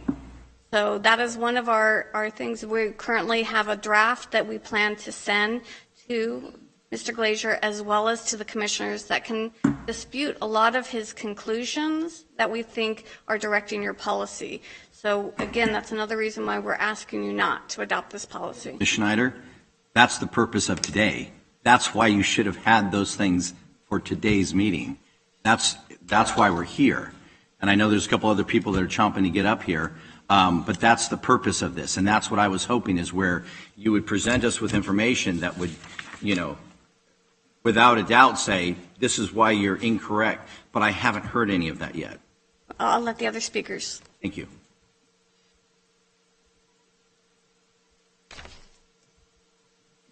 I think it's still morning. Good morning, commissioners, and thank you very much. I know it's the day after Easter, and so thank you for being here today and for looking into this important issue. My name is Randall Bradley, and I recently served as the city manager for the city of Tracy, and I'm back as the fire chief. I was originally brought in to the South County Fire Authority because of my background in regional models. I actually put together a presentation that's being used nationwide now by one of the top consultants on different regional models and what works and what doesn't work. So I was recruited by the San Joaquin Fire Authority to come in and evaluate this model and then to provide recommendations on how we improve our model. I've worked in Alameda County, helped put together their regional model, Contra Costa County, did a JPA there, then in Stanislaus County, and now I'm here. I take some exception, and I wasn't going to counter some of the findings today, but I think at your direction, maybe we'll go through a couple of those. First of all, the word consolidation does not mean two fire districts or a city and a fire district combining to form one.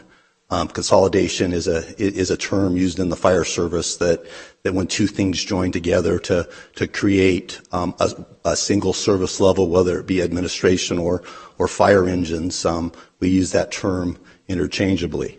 When you pointed to a letter, I think from 1996, it was very clear that was going to be a contract for services. It even stated in the letter the consolidation would be a contract for services. That's what's occurred for 20 years, and that is what the commitment was at the time. So that was a little bit misleading. The other thing, we've looked at the different models, and we've done very deep dive analysis of each of those models. And I'm extremely confident that our model, and you mentioned Lodi and Stockton, and I would put our model up against the other models because we don't have fire engines responding past fire stations. And that's something that's very common in this county. We have rural districts that surround municipalities and they often respond through the city to get to the other side of their districts. We've eliminated all this. This is a very high performing model. So as far as a service delivery perspective, you're not going to find a better model than this. We have strategically located fire stations that are well staffed and well equipped. And when we talk about economic development, the reason we can recruit some of these different entities into our jurisdiction is because we provide a high level of fire protection. And we're able to do that because of this model. So when the Teslas of the world are looking at us and Amazon puts one of their first fulfillment centers in our community, we're able to show that we can put 16 firefighters on scene within 8 minutes in order to stop loss quickly, in order to ensure that we do not interrupt international commerce. And so that's the model that we've created where we're able to attract businesses. And it's not only because of fire protection, but it's partly because of fire protection. So that's a piece of it. Another huge misnomer is the fact that we're the only ones that do this. I think, if you look at Escalon, you look at Ripon, and you look at Escalon, Ripon, and Lathrop, they all annexed without detachment. All those cities annexed without detachment. The tax sharing agreement we all have with the county, we anticipate that. That anticipated that. We go from a 20-80 split to a 15-85 split. Now, the argument may be made, but they don't provide full municipal services. But if they don't provide full municipal services, why would there be a requirement that Tracy does? So Tracy has a split. Part of our city, the last 12 annexations have been part of this non-detachment model. And so we're the hybrid. We have 3 cities on one side, we have 3 cities on the other side, and we kind of do it both ways. And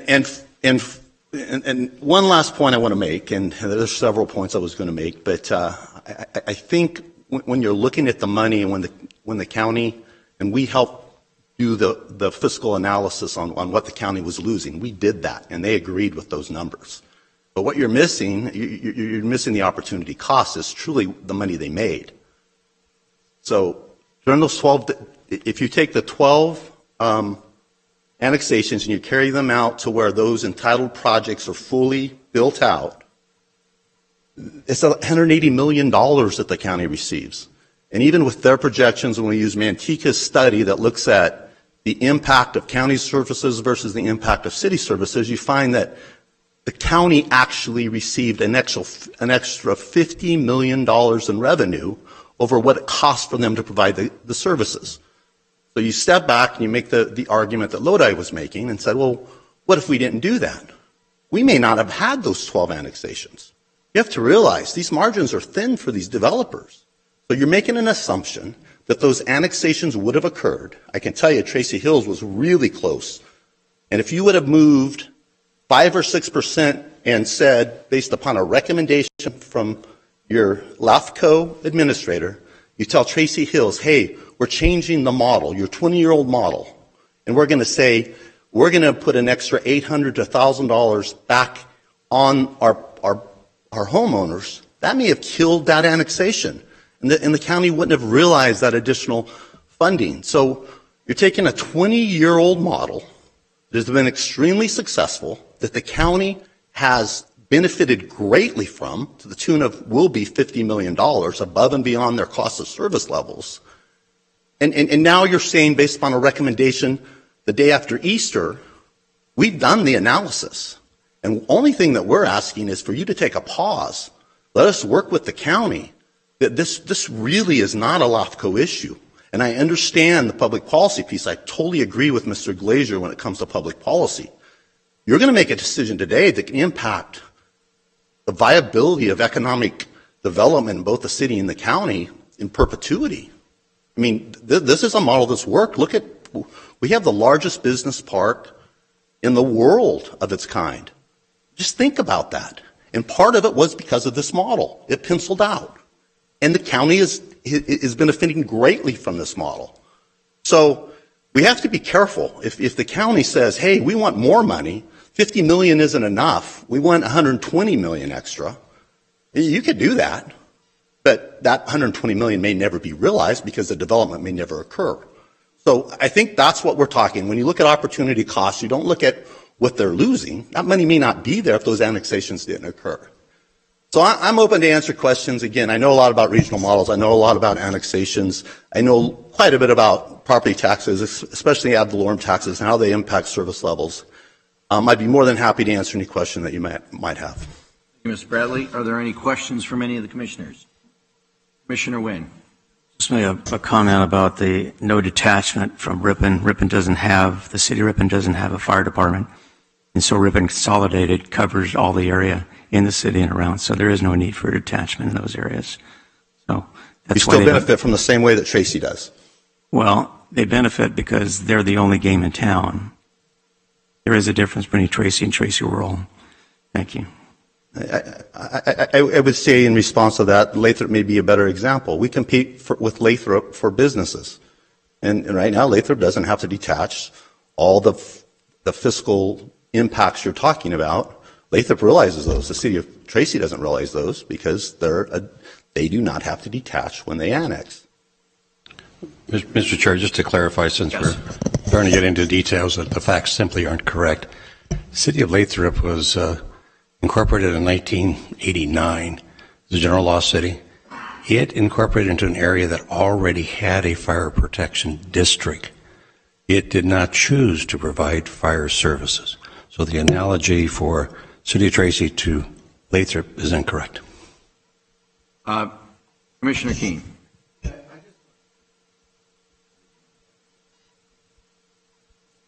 I just want to be real clear that I don't think anybody here, at least from my perspective, is disputing the quality of fire protection service that Tracy has.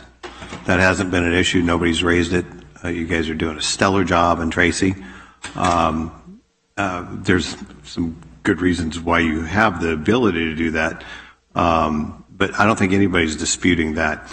However, I did have a question, a follow-up question about, we talked about revenue loss from the county, that $74 million. Maybe the county recorder's office or somebody from the county tax office could come and share with me the numbers that have just been thrown out, either $180 million in received revenue or $50 million, whatever that number was. Can somebody address that issue?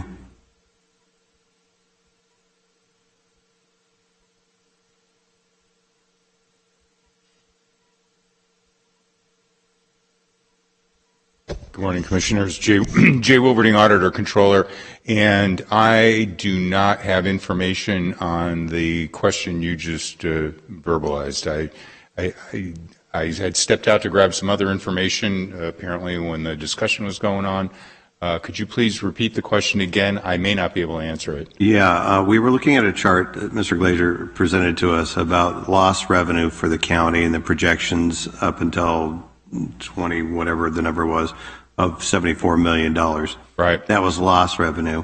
But the gentleman, Randall Bradley, just shared with us that there's been additional revenue received from, the county has received additional revenue as a result of not annexing property. He threw out two numbers. 180 million was the first number he threw out, and then a 50 million. So my question is has this county received additional income as a result of not annexing, and what that number might be? I'm completely unaware of that. I can ask the gentleman you just talked to earlier, Stan Lawrence, my property tax chief.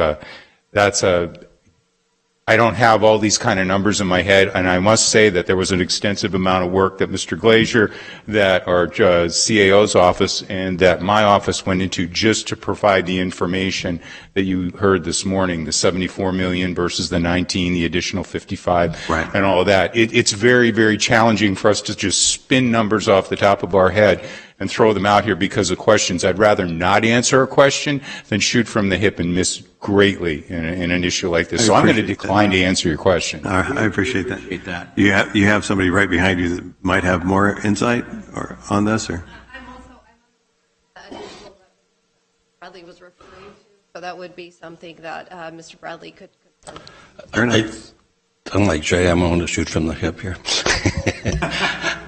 Just to clarify that, I do have background in all this. It isn't that I am shooting from the hip. First of all, I think your question was phrased awkwardly. You said if annexation, without annexation, the county would again the same they would be doing. And I think what you were talking about, I'm not sure your question anymore. Help me out, Jim. Let me try. Go ahead.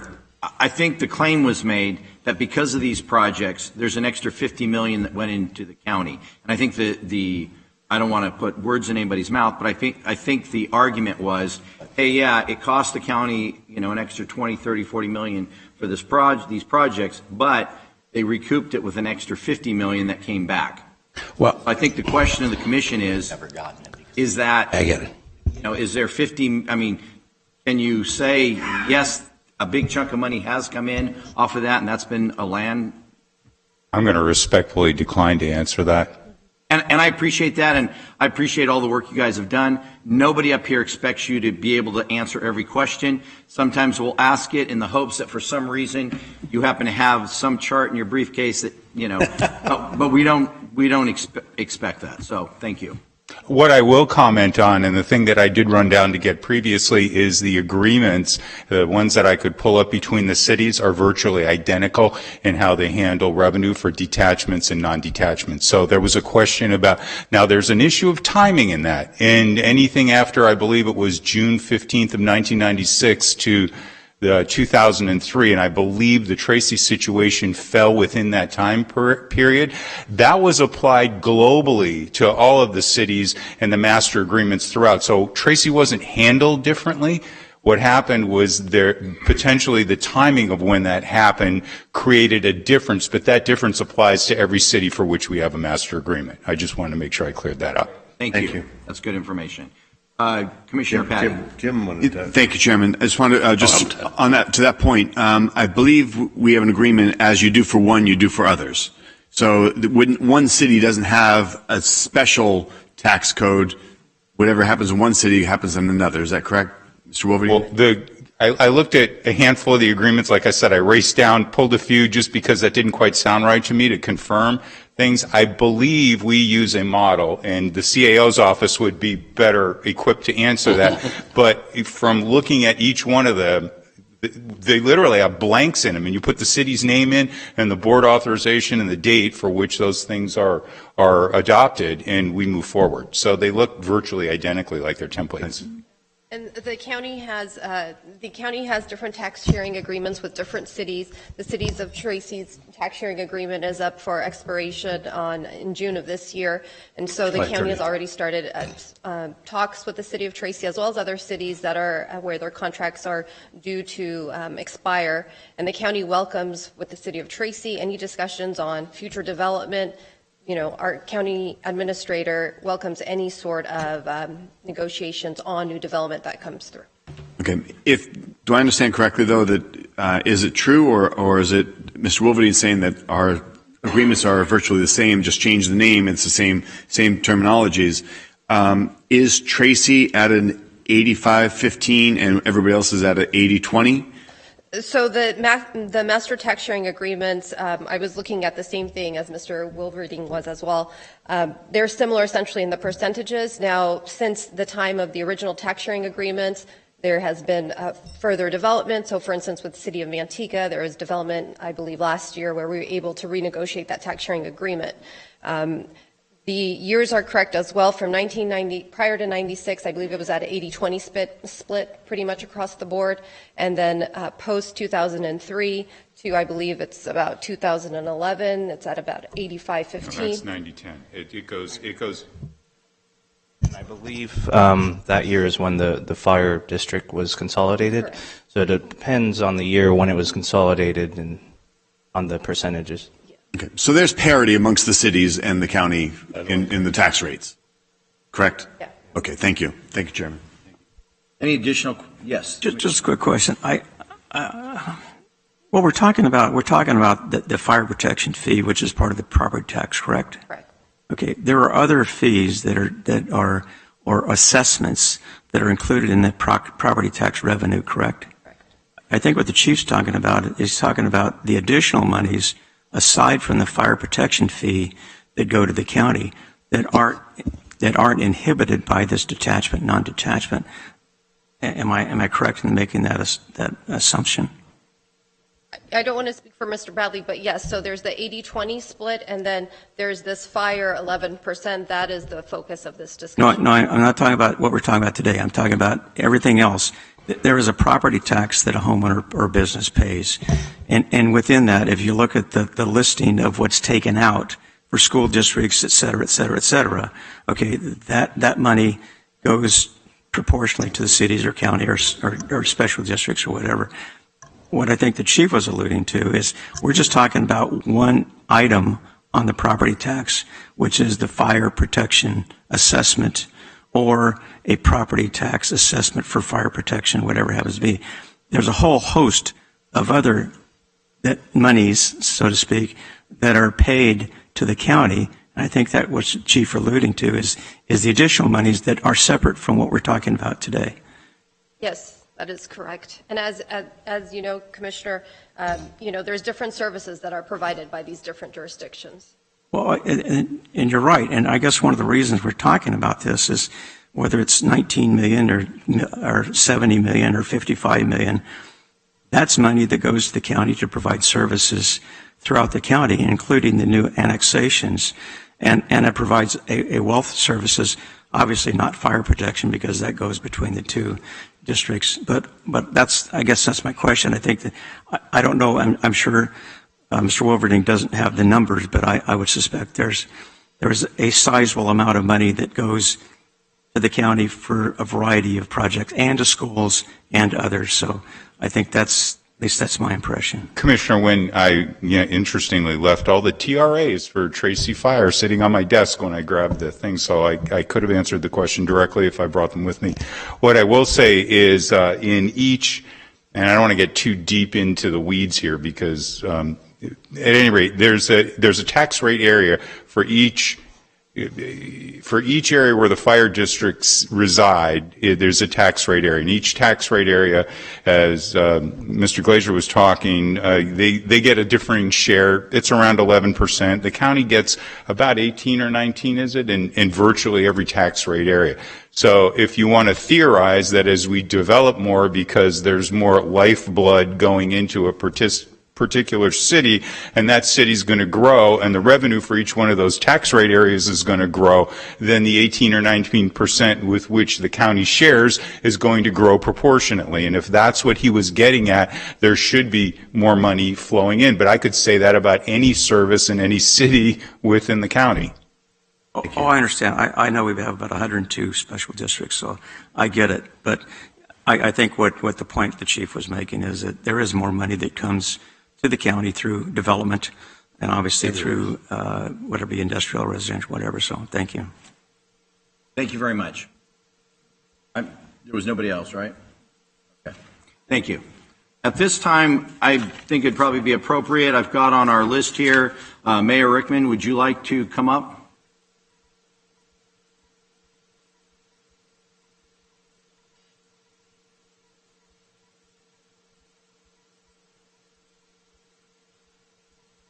Good morning. Excuse me. Thank you, Chair, for having us here today. We appreciate it. It just seemed like about a month ago that we were here. So thank you very much for having us back again and putting this on the agenda so we can come up to some type of resolution so we can push forward. I won't say too much that Mr. Bradley and our finance director has stated, and I agree with Mr. Bradley, and just look at the economic side of it. And what was the county making before and after? A prime example is, Cordes Ranch area. It's approximately 1,800 acres. It's going to provide approximately 36,000 jobs upon build out. And it's one of the largest industrial parks in Northern California. And how much money that, the county is making from that now, versus what it was. So as cities incorporate, as cities develop, it shouldn't be a question whether the county makes more money or not, because I could pretty much, guarantee that they do. And there has been studies, and I know there has been studies by other cities, in fact. And one of the issues that came up today, the tax sharing agreement and their services, and and this seems to be focused on Tracy, the tax sharing agreement, and it's not just a Tracy issue.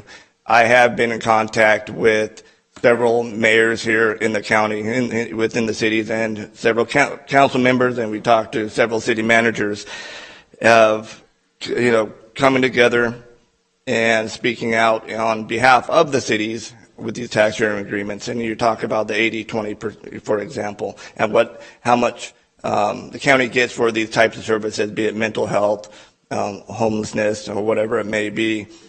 And if you look throughout the state, and we have done a study through, University of Pacific, and if you look through the entire state of California, this 80-20 is one of the worst tax sharing agreement in the state.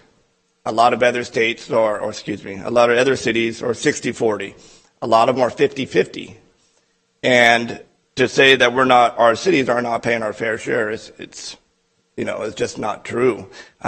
It just seems that, the cities, the county asks more and more, and the cities are doing with less and less. And mostly when you look at the infrastructure. And, and you look at our fire service. I know, Vice Mayor Kameen, you talked about how our services are not in question, that we provide, that you understand that we provide a very good service. And it kind of bothers me in the fact that it kind of mentioned toward that our fire service could be better, or that we weren't doing a good job, or we could be doing a better job. And those of you that know me, I am a peace officer, and I'm still active, and I work throughout the Tracy area, which includes the county up and down 205 and so on. And if you look at the fire service that we have in Tracy, and by far, of course, I'm biased. It's my city, and I think we are one of the best, if not the best. And a prime example of that, if you look at an emergency or EOS vehicle that we received, our hazmat vehicle, and that was, we were one of the few cities that got that vehicle because there's only a handful and the reason we pushed for that, and we did fight hard for that, is not just to benefit Tracy, but the entire county, but the hazardous material that we can respond to now. And it just, going to a lot of hazmat calls, the city of Tracy, because of its fire department, is able to get a hazmat, a specialist, or a technician out to whatever hazmat that it may be, here, Stockton, Lathrop, whatever, and within 30 minutes to an hour, when other cities have to wait for them to come, for example, like Fresno, like we used to do when you had a 3 or 4 hours, sometimes 6, 8, 10-hour wait time. And look at our response times, gotten better. We hire new firefighters, and EMS issue that we quarreled with the county was last year, and whether we can provide or whether we can respond to all medical issues. And again, that was a county policy that we disagreed with, and through negotiations, sitting down and talking, and like what we're asking and the county to continue with the tax sharing agreement, we were able to come up to an agreement that allowed the city of Tracy to respond to all medical emergency. And I can tell you, without doubt, that has saved lives. And the economic development side of it, having local control over your fire department, having local control of your resources, and being able to use the economic plan that we have now to expand our cities. Because as we expand, and Tracy is a rapidly growing city, and both, economically and housing and business, we need to make sure our fire department expands with that. Now, it's easy to say, if you take this money, this percentage of money, give it to the county, like Mr. Glazier that is talking about, that all we need to do is raise taxes. I mean, it sounds simple, and it doesn't mean it's going to happen. And then you look out, these annexations that we're talking about today. We're talking about the Tracy Village, which is a senior restricted housing, and Alvarez projects. Now, how much money is the county making right now on these projects? How much is the city of Tracy making?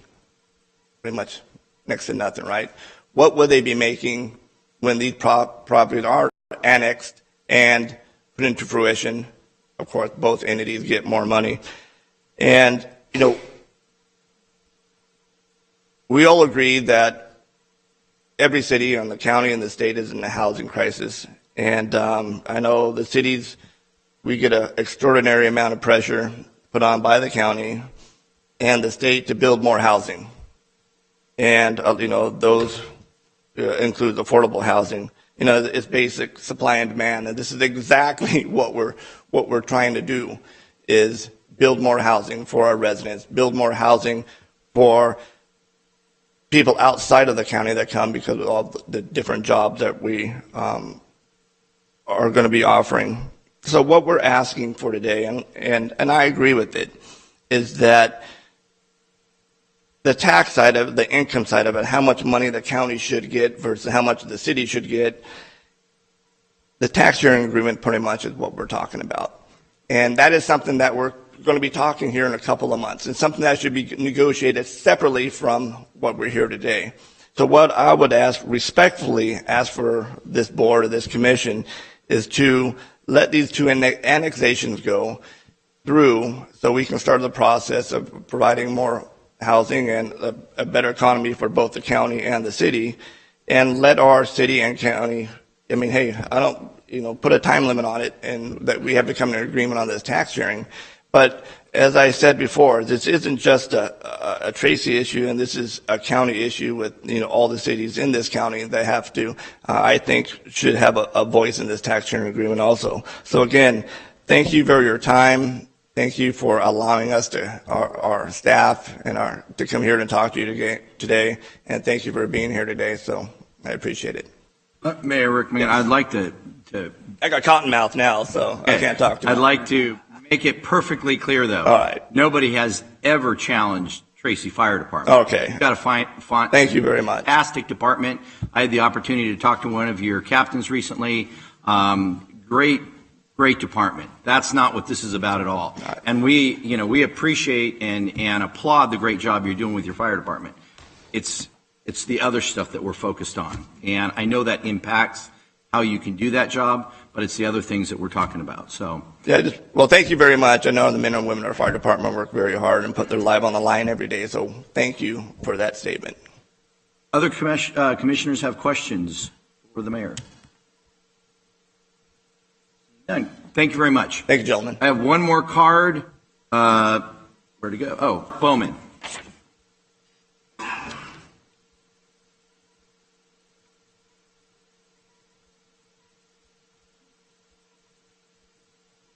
Thank you, Chairman, Commissioners, for hearing us out.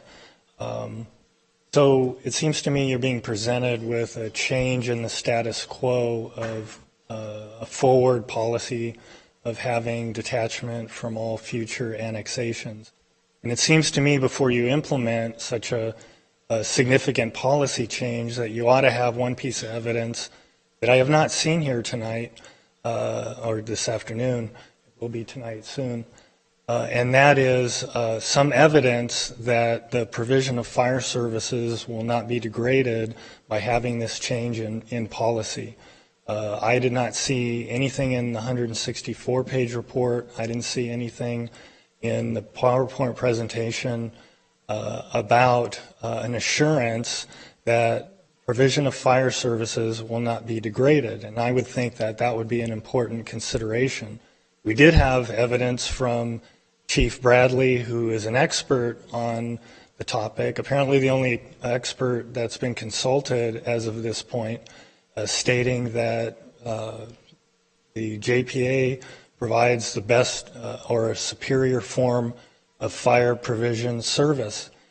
So it seems to me that since the status quo is being changed to something that we don't have any evidence about, that we ought to have that evidence that contradicts Chief Bradley and assure us that the fire services will not be degraded. I know that that's not the prime issue that's being discussed here tonight, but I would think that the citizens of the county would want to know that and have some assurance that the financial impacts that we're talking about here tonight aren't going to have significant impacts on the provision of fire service. And Chief Bradley is telling you that that's going to happen. We don't know how much, we don't know in what character, but you can expect that because he is telling you the model we have at present of no detachment gives that area a superior or best form of provision of fire service. And there are reasons why that has to be a special consideration.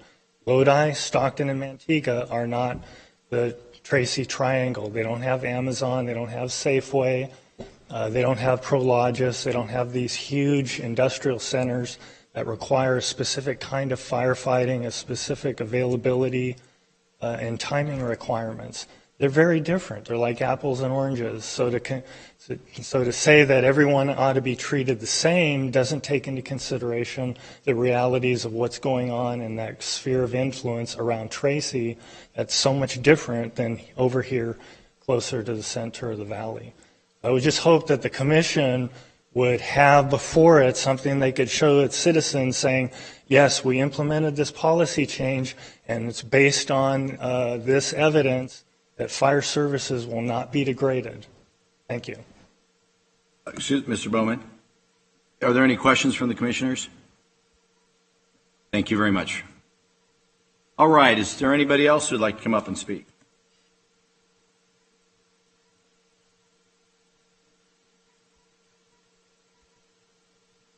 I'm going to ask that, and I don't know, it looks like we may have fire represented, but whoever's speaking, just please keep your comments brief. If somebody's already hammered something into us, please don't keep repeating the same thing over and over again. Thank you, Mr. President and members of the LAFCO Commission. My name is Jeff Schrader. I'm with Ponderosa Homes. We're one of the 2 annexations that's being delayed by the review of this policy. We're in a housing crisis in this state, serious housing crisis, and it really all boils back down to, as a developer, 30 years in the business, you could point to Prop 13 as to why we are where we are now. The fact of the matter is in this process and in the distribution of revenues, we're talking about all these millions of dollars of losses to the county. There's no loss to the county. It's just revenue that they're not going to realize because it's going to the fire protection district to provide the best fire protection model that the county has, which is an appropriate model for the city of Tracy. The city of Tracy is essentially part of the Bay Area. My project is going to bring about $400 million in assessed value to the city and county. County's going to get its share of that revenue. It's going to make money on this project. There's not going to be any significant services provided by the county for my project. It's all going to be provided by the city: sewer, water, police, fire. These people are seniors. They're 55 plus. They're not going to school. The school district makes money on this deal, okay? A lot of these people are coming from the Bay Area. They're paying cash. They're bringing their spending power with them. They're spending that money in San Joaquin County and Tracy. This is a beneficial project to the city and the county. We have a housing crisis. People are leaving the state because they have no alternatives. This provides a fantastic alternative for people to stay near their family, to continue to work for a while, probably. Some of them will. It's an incredible benefit for the community, and all that is being missed in this analysis. And it seems to me that these issues are really better addressed at the county, between the county and the city, and how you allocate your taxes to make sure there's a proper sharing and a burden and benefit analysis done. But that doesn't change the fact that this project, which was approved by the voters, we went to the voters for this project, okay? So I've got people that are literally dying to get in. I get calls all the time. When are you going to start? When are you going to open? Well, we were going to start now because my grading permit's ready to pull. I could be grading next week. But if this goes on and on and on, you know what? It's going to be next year that we start this project because I can't grade this site in December. I mean, maybe I can, but it costs more, okay? So I'm urging you to please hear our project properly. Our project is surrounded on 3 sides by the city. We're bringing in 42 parcels. We were requested by the city in our economic and environmental analysis and specific plan to include 42 islands that are in the county right now that need to be in the city because you don't want to service these 42 islands, all right? So that's part of my project. We're bringing them in. This is the purview of LAFCO. It's where the boundaries go. This property should have been annexed years ago. I grant you, other annexations occurred ahead of us, but this is here now, and it's the right thing to do.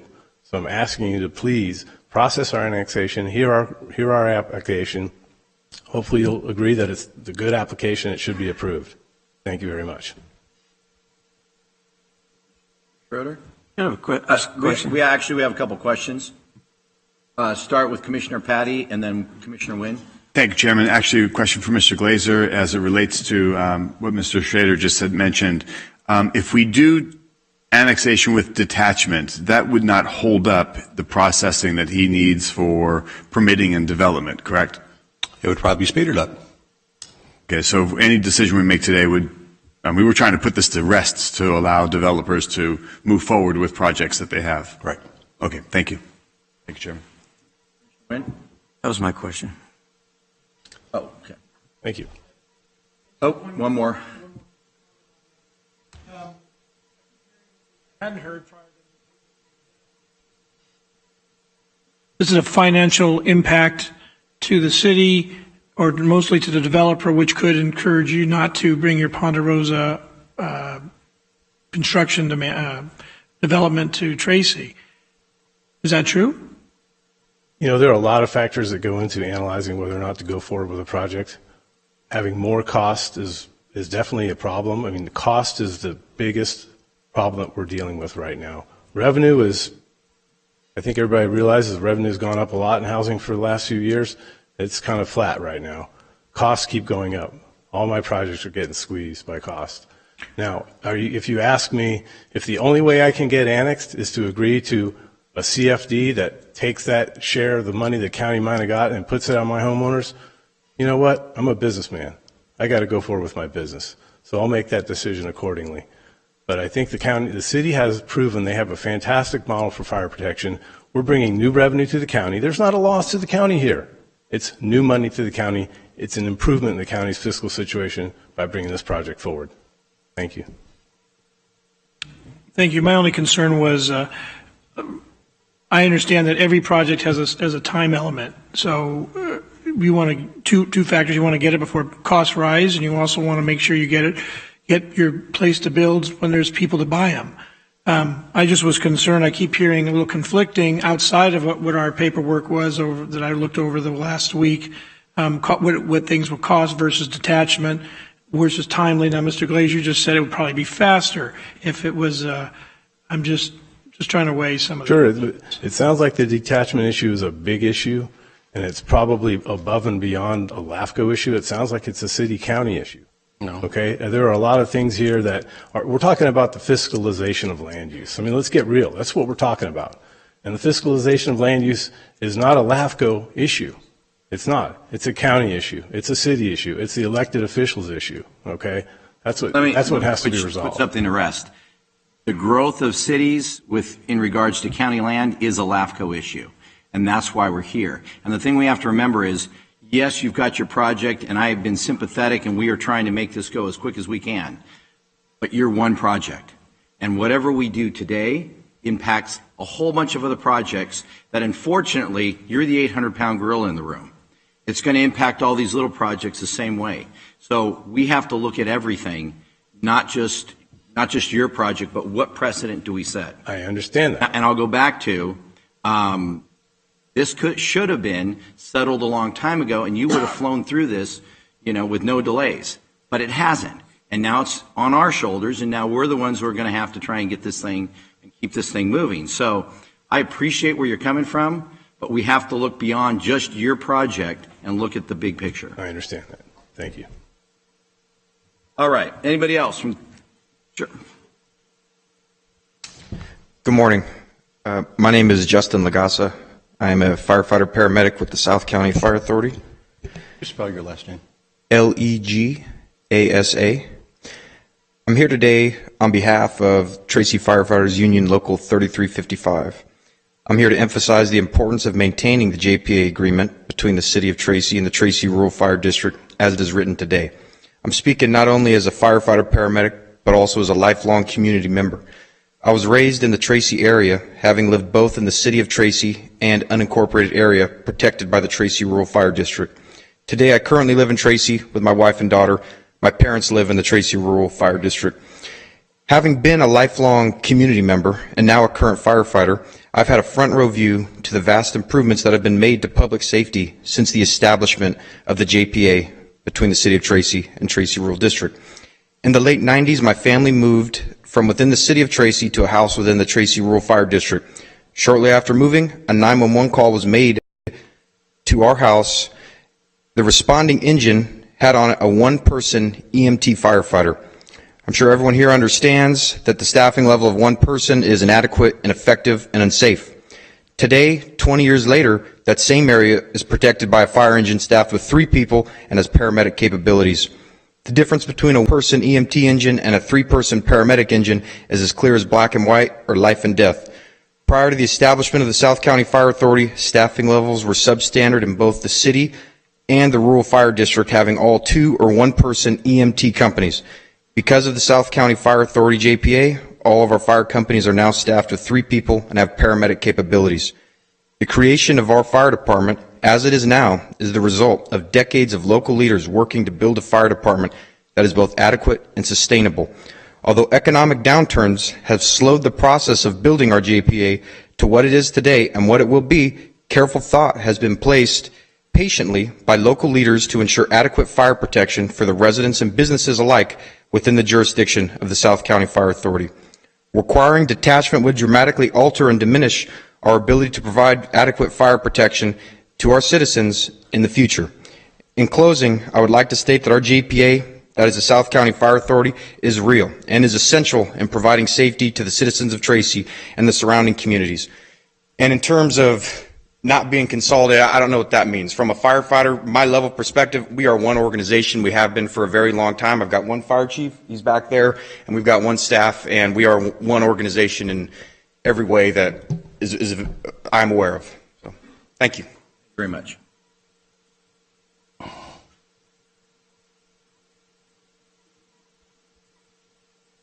Hello, Commission. This is Leticia Ramirez. I'm the Assistant City Attorney for the City of Tracy.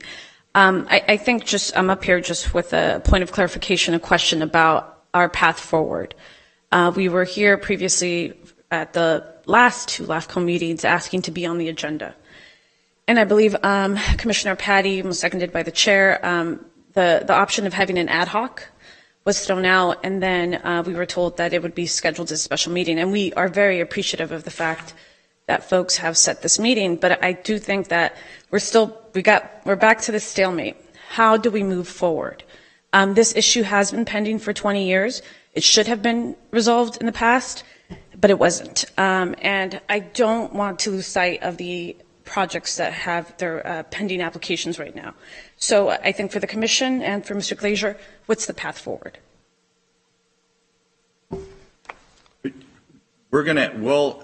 We will summarize this. Actually, every commissioner got one of these, which is a steps needed by City of Tracy prior to annexation. I think it's the same thing, correct me if I'm wrong, Mr. Glazier, that you went over at the last meeting where you laid out the 4 steps. So I think the 4 steps has been, I mean, in every public forum and everything, we keep talking about these, and I know Mr. Glazier is going to mention it again today. Whatever we decide, he's going to go over this again, I'm going to assume, in kind of a closing. Okay. I do want to clarify, a question or a comment was made about if the 2 pending applications were to detach, would that speed up the process? Would we skip steps 2 and 3? Mr. Chair, members of the Commission, the question before us that I understood from Commissioner Patty was, should the Commission adopt a resolution which would require detachment? My response to that, yes, it would speed up the process. Does that mean skipping steps 2 and 3? No, it's getting rid of step 1. But I will respond, depending on the Commission's action, I was going to adapt my update to them under Executive Officer comments, the function of, in my opinion, moving forward with a resolution establishing a LAFCO policy for detachment would speed up the process. You would come to resolution today. Right, but the only course, but if you asked about speed, do it today. Right, but I think the city has been clear that we have additional information to present to you. That has been presented. That would be something that the Commission would deliberate upon in arriving at their conclusion. Right. The agenda was published on Tuesday.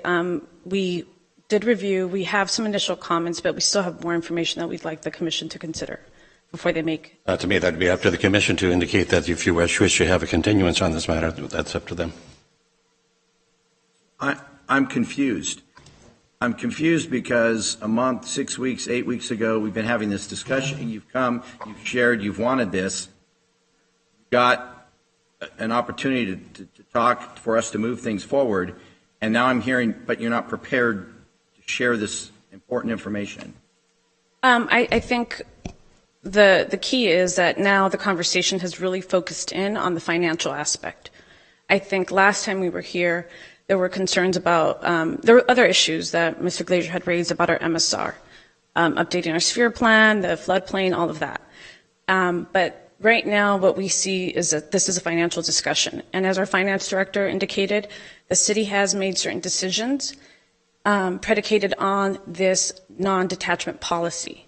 And we also have a couple of comments and concerns about some of the concerns that were raised by the county, their letter dated April 15th, that we need to respond to. Okay. Other commissioners? Questions? Mr. Chair, just for clarity only, the recommendation that I have with regard to detachment in the resolution is not solely based upon economic, it's based upon LAFCO principles. Yeah. Dual service areas and other things I think you presented. Commissioner Patty. Yeah, earlier actually to that exact point, Mr. Glaser, you had said the first requirement is to establish, that requirement, is it consistent with the authority of LAFCO and what other LAFCO agencies do? What's that consistency that we're talking about and that we're doing, what we're discussing now? Mr. Chair, members of the Commission, I fully support the findings and the basis contained in your resolution, and it's fully supported by the evidence in the record.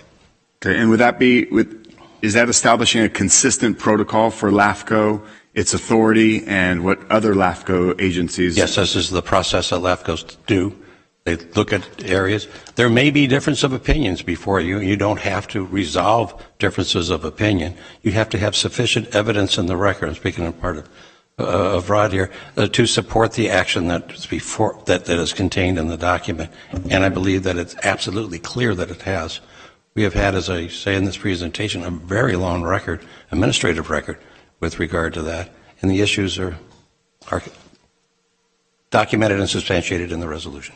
Okay, and you mentioned earlier, just to fully satisfy my inquiry, in 2011 there was a protocol established that we required and imposed the detach or not detach, and so my question was that requirement to detach or not detach. That's consistent with what, as you just said, absolutely. It's a fundamental purpose of LAFCO, and unlike what the speakers have said, the determination of whether a city or district detaches or not detaches rests solely with LAFCO. Okay, thank you. And just for clarification, Mr. Atterbury, I saw you shaking your head yes, that was correct? Yes, that is correct. As a result of LAFCO's authority to determine whether an annexation is appropriate, you take all the steps that Mr. Glazier's laid out in the 4 steps, and although you don't have the authority as LAFCO to initiate detachment, it is part of your jurisdiction and part of the executive officer's obligation to report to you in terms of what his independent review of the analysis is. And it's not an economic one, it is a policy and a procedure one, which is why Mr. Glazier started with the policy and procedures at the very beginning of his presentation. Thank you. Thank you, Chairman. Just a following statement on that and to my point. I think what's very important here is that we establish that protocol hasn't been followed for the last decade plus. We're looking at, the numbers of, 19 million up to 55 million, a total of $74 million windfall to the city of Tracy for services and the tax sharing agreement that worked out beneficial to stay consistent. We're not taking that away. Nobody's removing or changing what's already happened. We're just getting in line now with where we should be for future development. And I think that it's good that we've all come together to discuss this. I think it's relevant and pertinent to future development as we have a couple of annexations before us to consider. But I think it's time that we get on board, and Tracy is doing what Lodi does and what Ripon does and what Manteca is doing as required by the annexation and detachment protocol that we're supposed to be following. So thank you, Chairman. All right. Anybody else? Yes.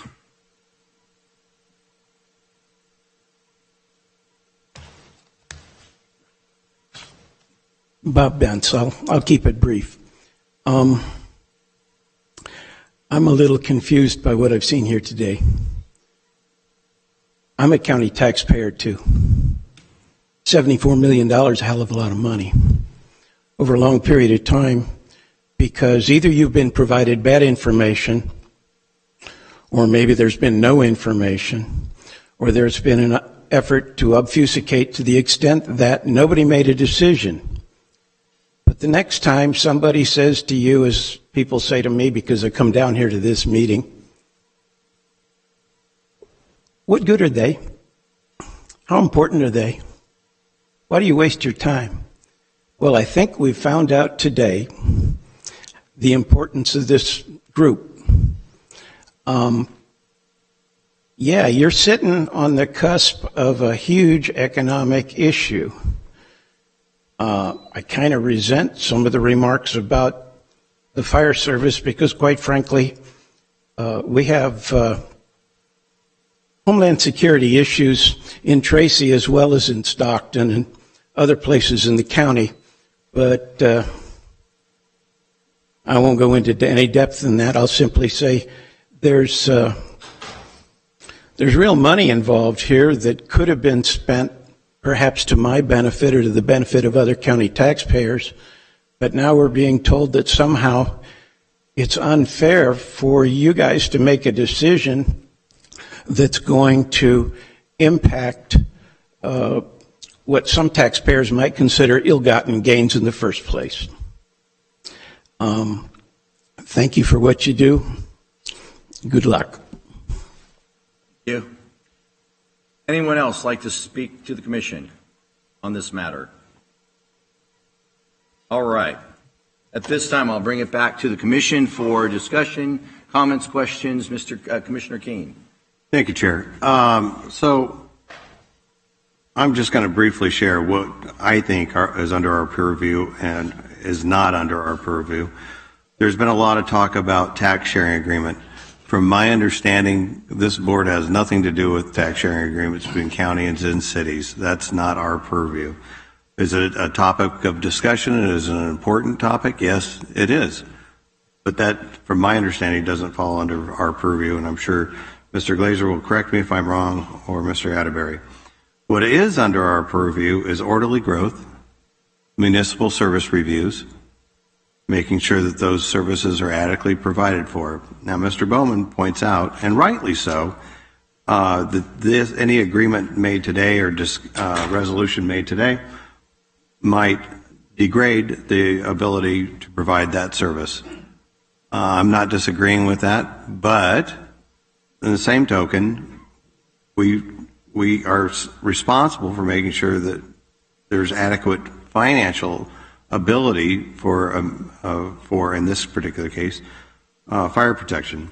And I think by the numbers we're looking at, that those dollars need to be moved around so that you can provide, there's enough dollars or resources, that those services need to be moved, or those dollars need to be moved around to provide that adequate service.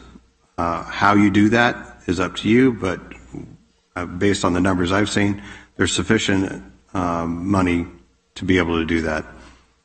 The next thing under our purview is annexation. That's what we do.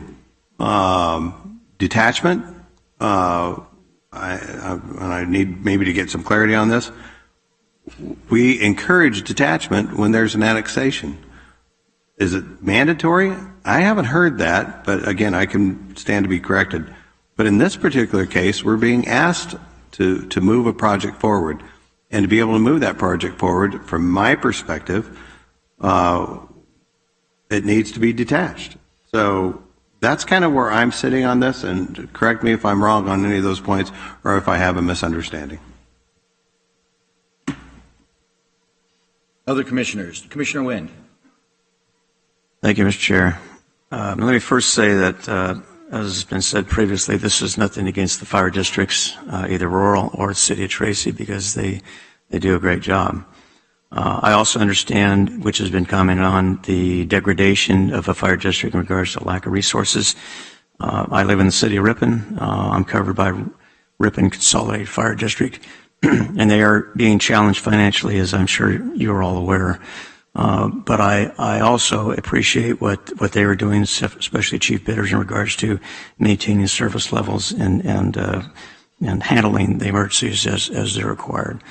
The other part of it is this is really, unfortunately, it's just a matter of money, and there's been some comments made about the county mandating this or that. The county doesn't mandate anything as regards to housing. The only thing the county does, at least I speak for myself, is when developers come to me, I encourage them to develop in the cities because obviously they're more equipped to handle growth, especially residential and business. The other part of it is this has been going on for almost 23 years, over 23 years. And I guess, it comes down to this body, this group of commissioners to resolve it, as with the current fire chief and certainly current city council, et cetera. And therefore, I think it's been kicked down the road for a number of years, unfortunately, and it's landed here. To Mr. Schrader, in regards to development, the fact is, and this unfortunately does impact the fire district, is that my assumption, Mr. Glazier, is that if they detach, the fire assessment is then no longer in place for the rural fire district. Is that correct? One more time. The assessment district for would fire no longer be in place if they detach. Okay. The fire assessment would no longer be in place. And I understand the impact of that, but as for the development or for the homeowners or whoever, at least that would be a reduced cost to their property taxes. May not be great, but it would be an amount. So it would be an amount less the assessment. Correct. And I guess, in regards to the county, and yes, we have about a $1.75 billion budget.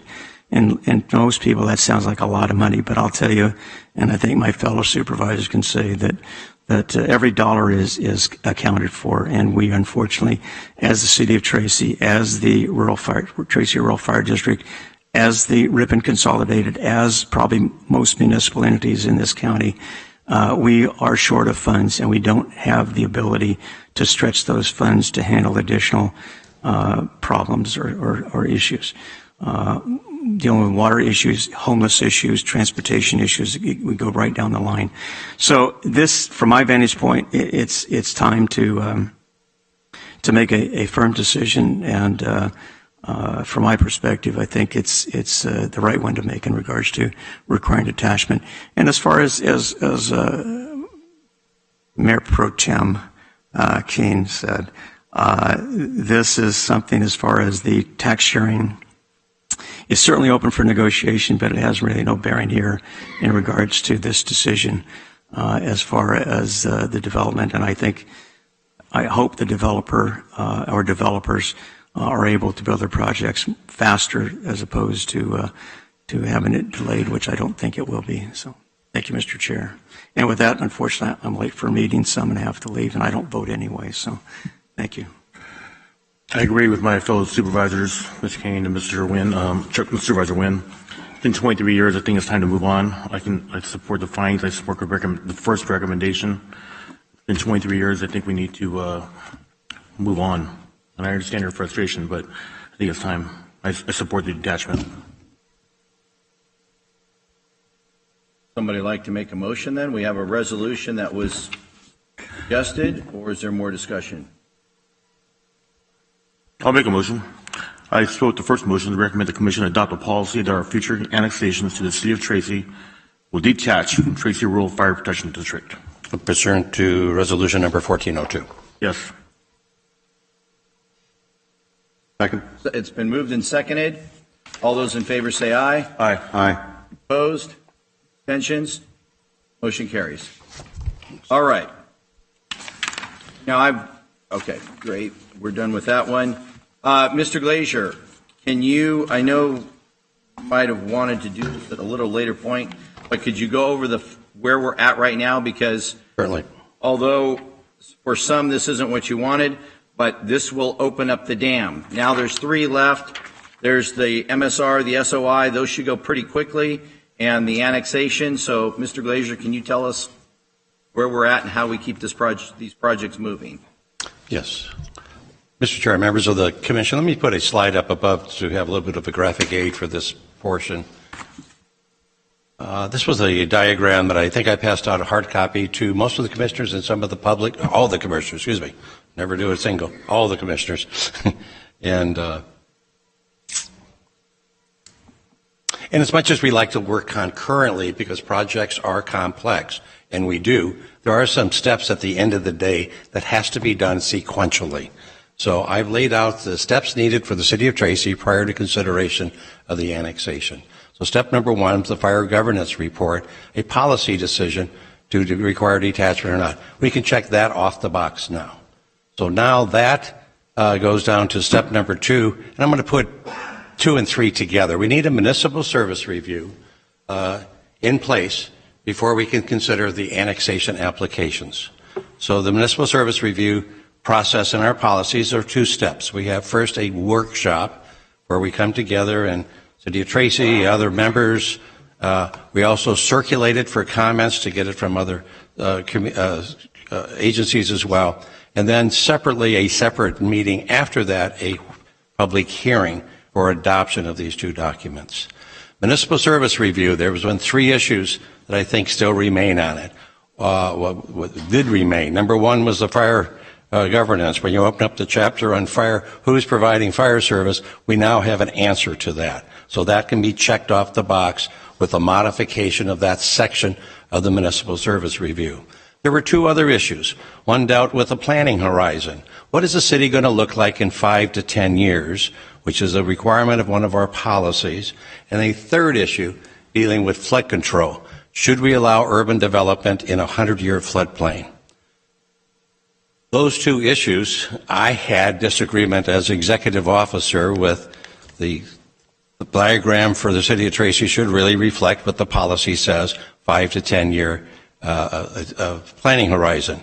The draft I got in the draft report from that showed that 95% of the growth in the next 30 years is shown in the 5 to 10 year planning horizon.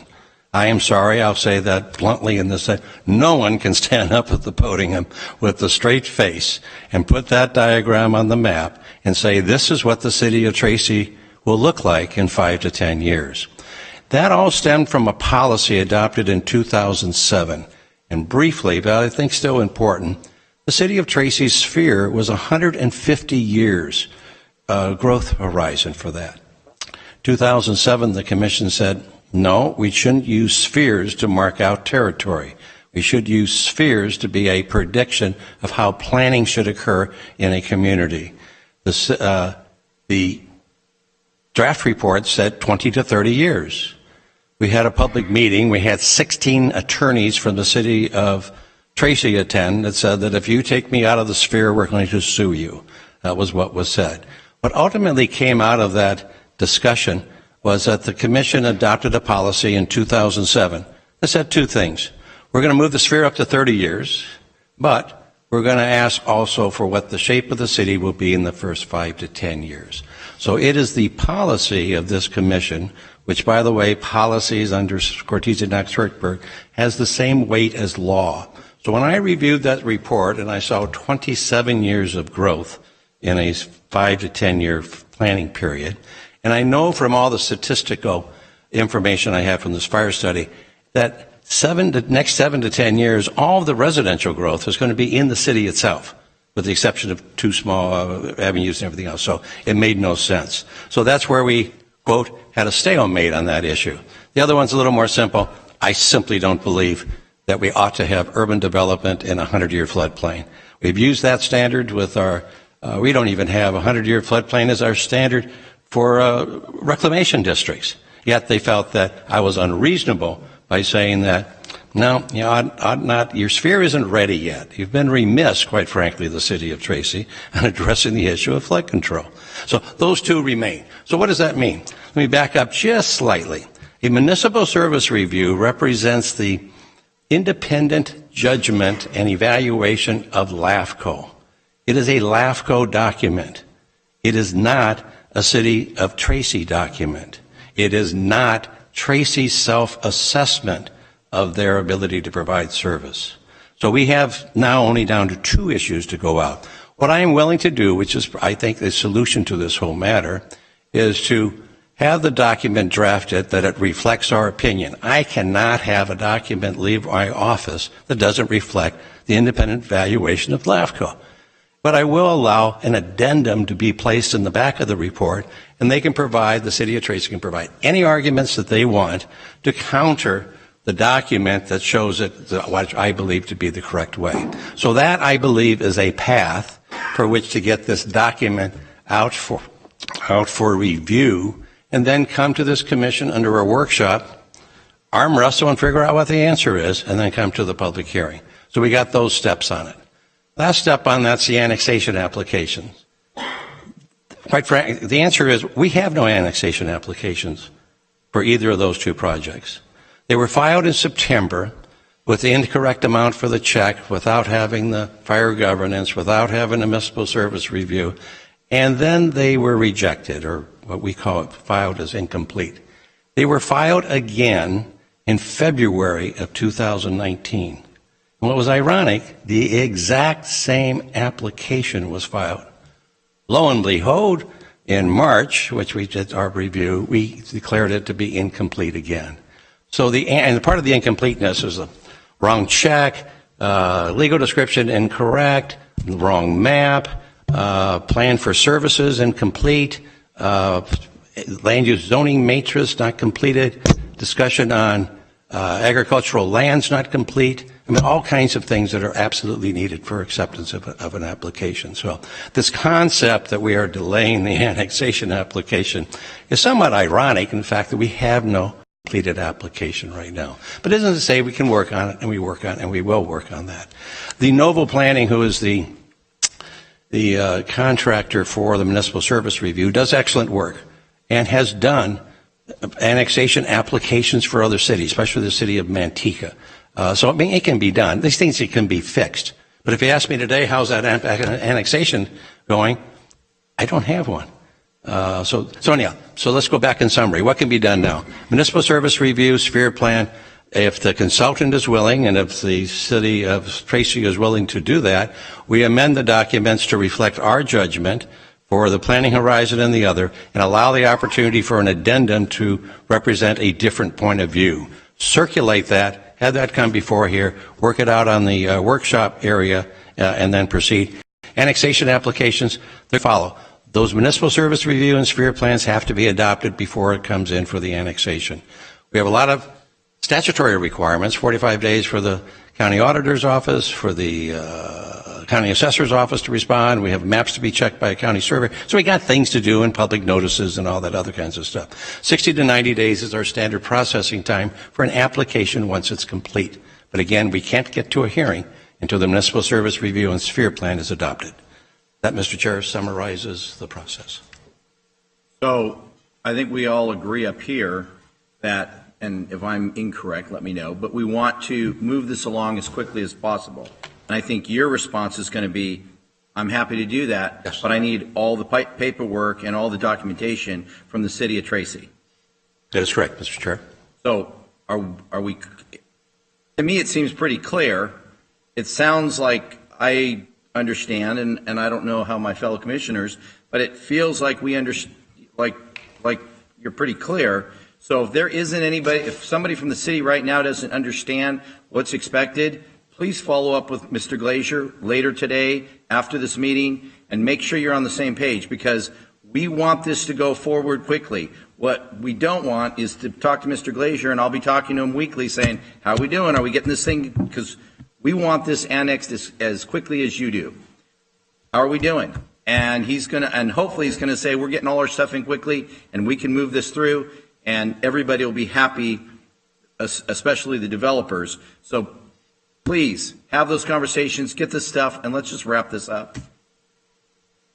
Okay. Thank you, Mr. Glazier. We are done. Yes, Commissioner Patty. Yes, Chairman, quick follow-up. Mr. Glazier, you had mentioned a timeline. I know there's protocol and there's public notice and things that are happening. You said 60 to 90 days. Can we do anything to keep it on the lower side? Instead of 90 days, we're down to the 60 days as our chairman just pointed out. That obviously is contingent upon things coming to your office for processing and staging, but we would really love to see this move along. I would love, we would be happy to do that. Part of the things that would help speed that up, if the consultant, De Novo Planning, who is under contract to prepare the municipal, is cooperative in addressing the concerns I have. In the past, we've always had this, as you saw, this 3-inch binder about things not wanting to agree with. So we're willing to do that. Okay. Work as quickly as possible. And everything that we're asking falls within the protocol of LAFCO. Absolutely, exactly the way that we treat all other applications and well within our protocol. And we shouldn't have any challenges from outside agencies that are questioning our authority and what we're asking. We are following, Mr. Attenberry, this is correct. We're following exactly what protocol needs to follow through this process as required from LAFCO, any LAFCO. As Mr. Glazier stated, he has two things that he's looking at. One is Cortese Knox, and the other one is the policies of San Joaquin LAFCO. He's complying and following those policies. Okay, but these would be consistent with any LAFCO? Would that be correct? Well, yes. I mean, although I will say that each LAFCO can adopt their own policies. That's one of the things that's permissible within Cortese Knox. So have I done an exhaustive research on does all our policies match every LAFCO? No. Do I think all our policies are within Cortese Knox and within the jurisdiction of your executive officer to make a recommendation to you? Absolutely. Okay, and yeah, so we are within our authority. You are. Okay, thank you. And I would just encourage all interested parties to help expedite this process and work with our staff to facilitate and accommodate an expedient timeline. Thank you, Chair. Okay, we're moving on. Thank you, everybody who came out to speak on behalf of this issue. Moving on to the next item, public comments. Is there anybody who'd like to speak on issues not on today's agenda? Seeing no one, we are going on to executive officer comments. Yes, Mr. Chair, members of the Commission. We have distributed, have we, let's see. Oh, the MSR? MSR. Yeah. Never going to let you rest. So in front of you is a new MSR. That's Byron Bethany Irrigation District. The proposal is to try to consolidate with the West Side Irrigation District. We're going to have this set up as a workshop for the June meeting. So I've been giving it to you to save stamps. Okay. So you get it early and you save stamps. Might not to take Doug's away though. Oh, he didn't give you one. As you might know, just for City Selection Committee is set for May 1st, and Commissioner Keene is scheduled to be rotated off. So yeah, we'll get that from that. So you've got next June meeting, by the way, we have a May meeting. I hope I said May for this next one. It's our next meeting, May 9th, Byron and Bethany Irrigation District. We also have a preliminary budget, which we do once a year. It's a noticed hearing. It's going to be followed up by a June meeting. We have the Jones Track consolidation. We held the protest hearing just last Tuesday, and we were able to report on that. So with that concludes my comments. Thank you. Great. Thank you. Moving on to commissioner comments. Are there any commissioner comments? I'll have one. I would just like to thank Commissioner Keene for his service. When I came on this commission, he was one of the first people that kind of jumped out, had a big smile, hand out, and said, let me know if you have any questions, and I appreciate all your help and knowledge that you've shared with me. Thank you. Okay. No other commissioners? I would quickly jump in if given the opportunity to appreciate. This is my third year, I guess, on LAFCO, into my third year. And you had fantastic stewardship, leadership. You took things like this very serious. You did your homework, and you made our job, especially when you were chairman and as you sat on the board, you made our job. Your participation made it that much better and easier because you had done your homework and you had a great history. So I look forward to when your rotation comes around, you can come back to LAFCO and continue with that excellence and that level of engagement that we do appreciate. Great job, and I appreciate the friendship and the times that we've had discussing items as a board and with your participation. What you didn't say, Supervisor, is that I hoodwinked you into the Budget Committee right out the gate, and that you did, and it gave you a great education. Yeah, the budget here too. So yeah. Thank you. I'm definitely indoctrinated, thanks to you for it. Yes, I'll carry that mantle on. All right. Anybody else? Okay, is there any closed session items today? There is. We do not need to have a closed session, though. I can give a quick report because it's all public information as it was filed within the courts. So, as most of you have heard through the news, PG&E has filed bankruptcy. As a result of the bankruptcy, it may or may not impact our case. They have requested a stay in our case to say that as a result of the bankruptcy, which is fairly typical in a bankruptcy proceeding, that all litigation and all matters of dispute are stayed until the bankruptcy issue is resolved. However, there's no money exchanging hands here, and so there's a question as to whether the stay in a bankruptcy court applies to a petition for writ and a now I'm drawing a blank on the word, validation, a reverse validation action. It's a question as to whether or not a bankruptcy stay applies to that. And both parties are filing, and we'll respond accordingly. So nothing I need to say further than that. If you have any detailed or otherwise questions, substantive, I'd ask that you hold them and come see me directly. Thank you. Excellent. Thank you. Guess what? We are adjourned.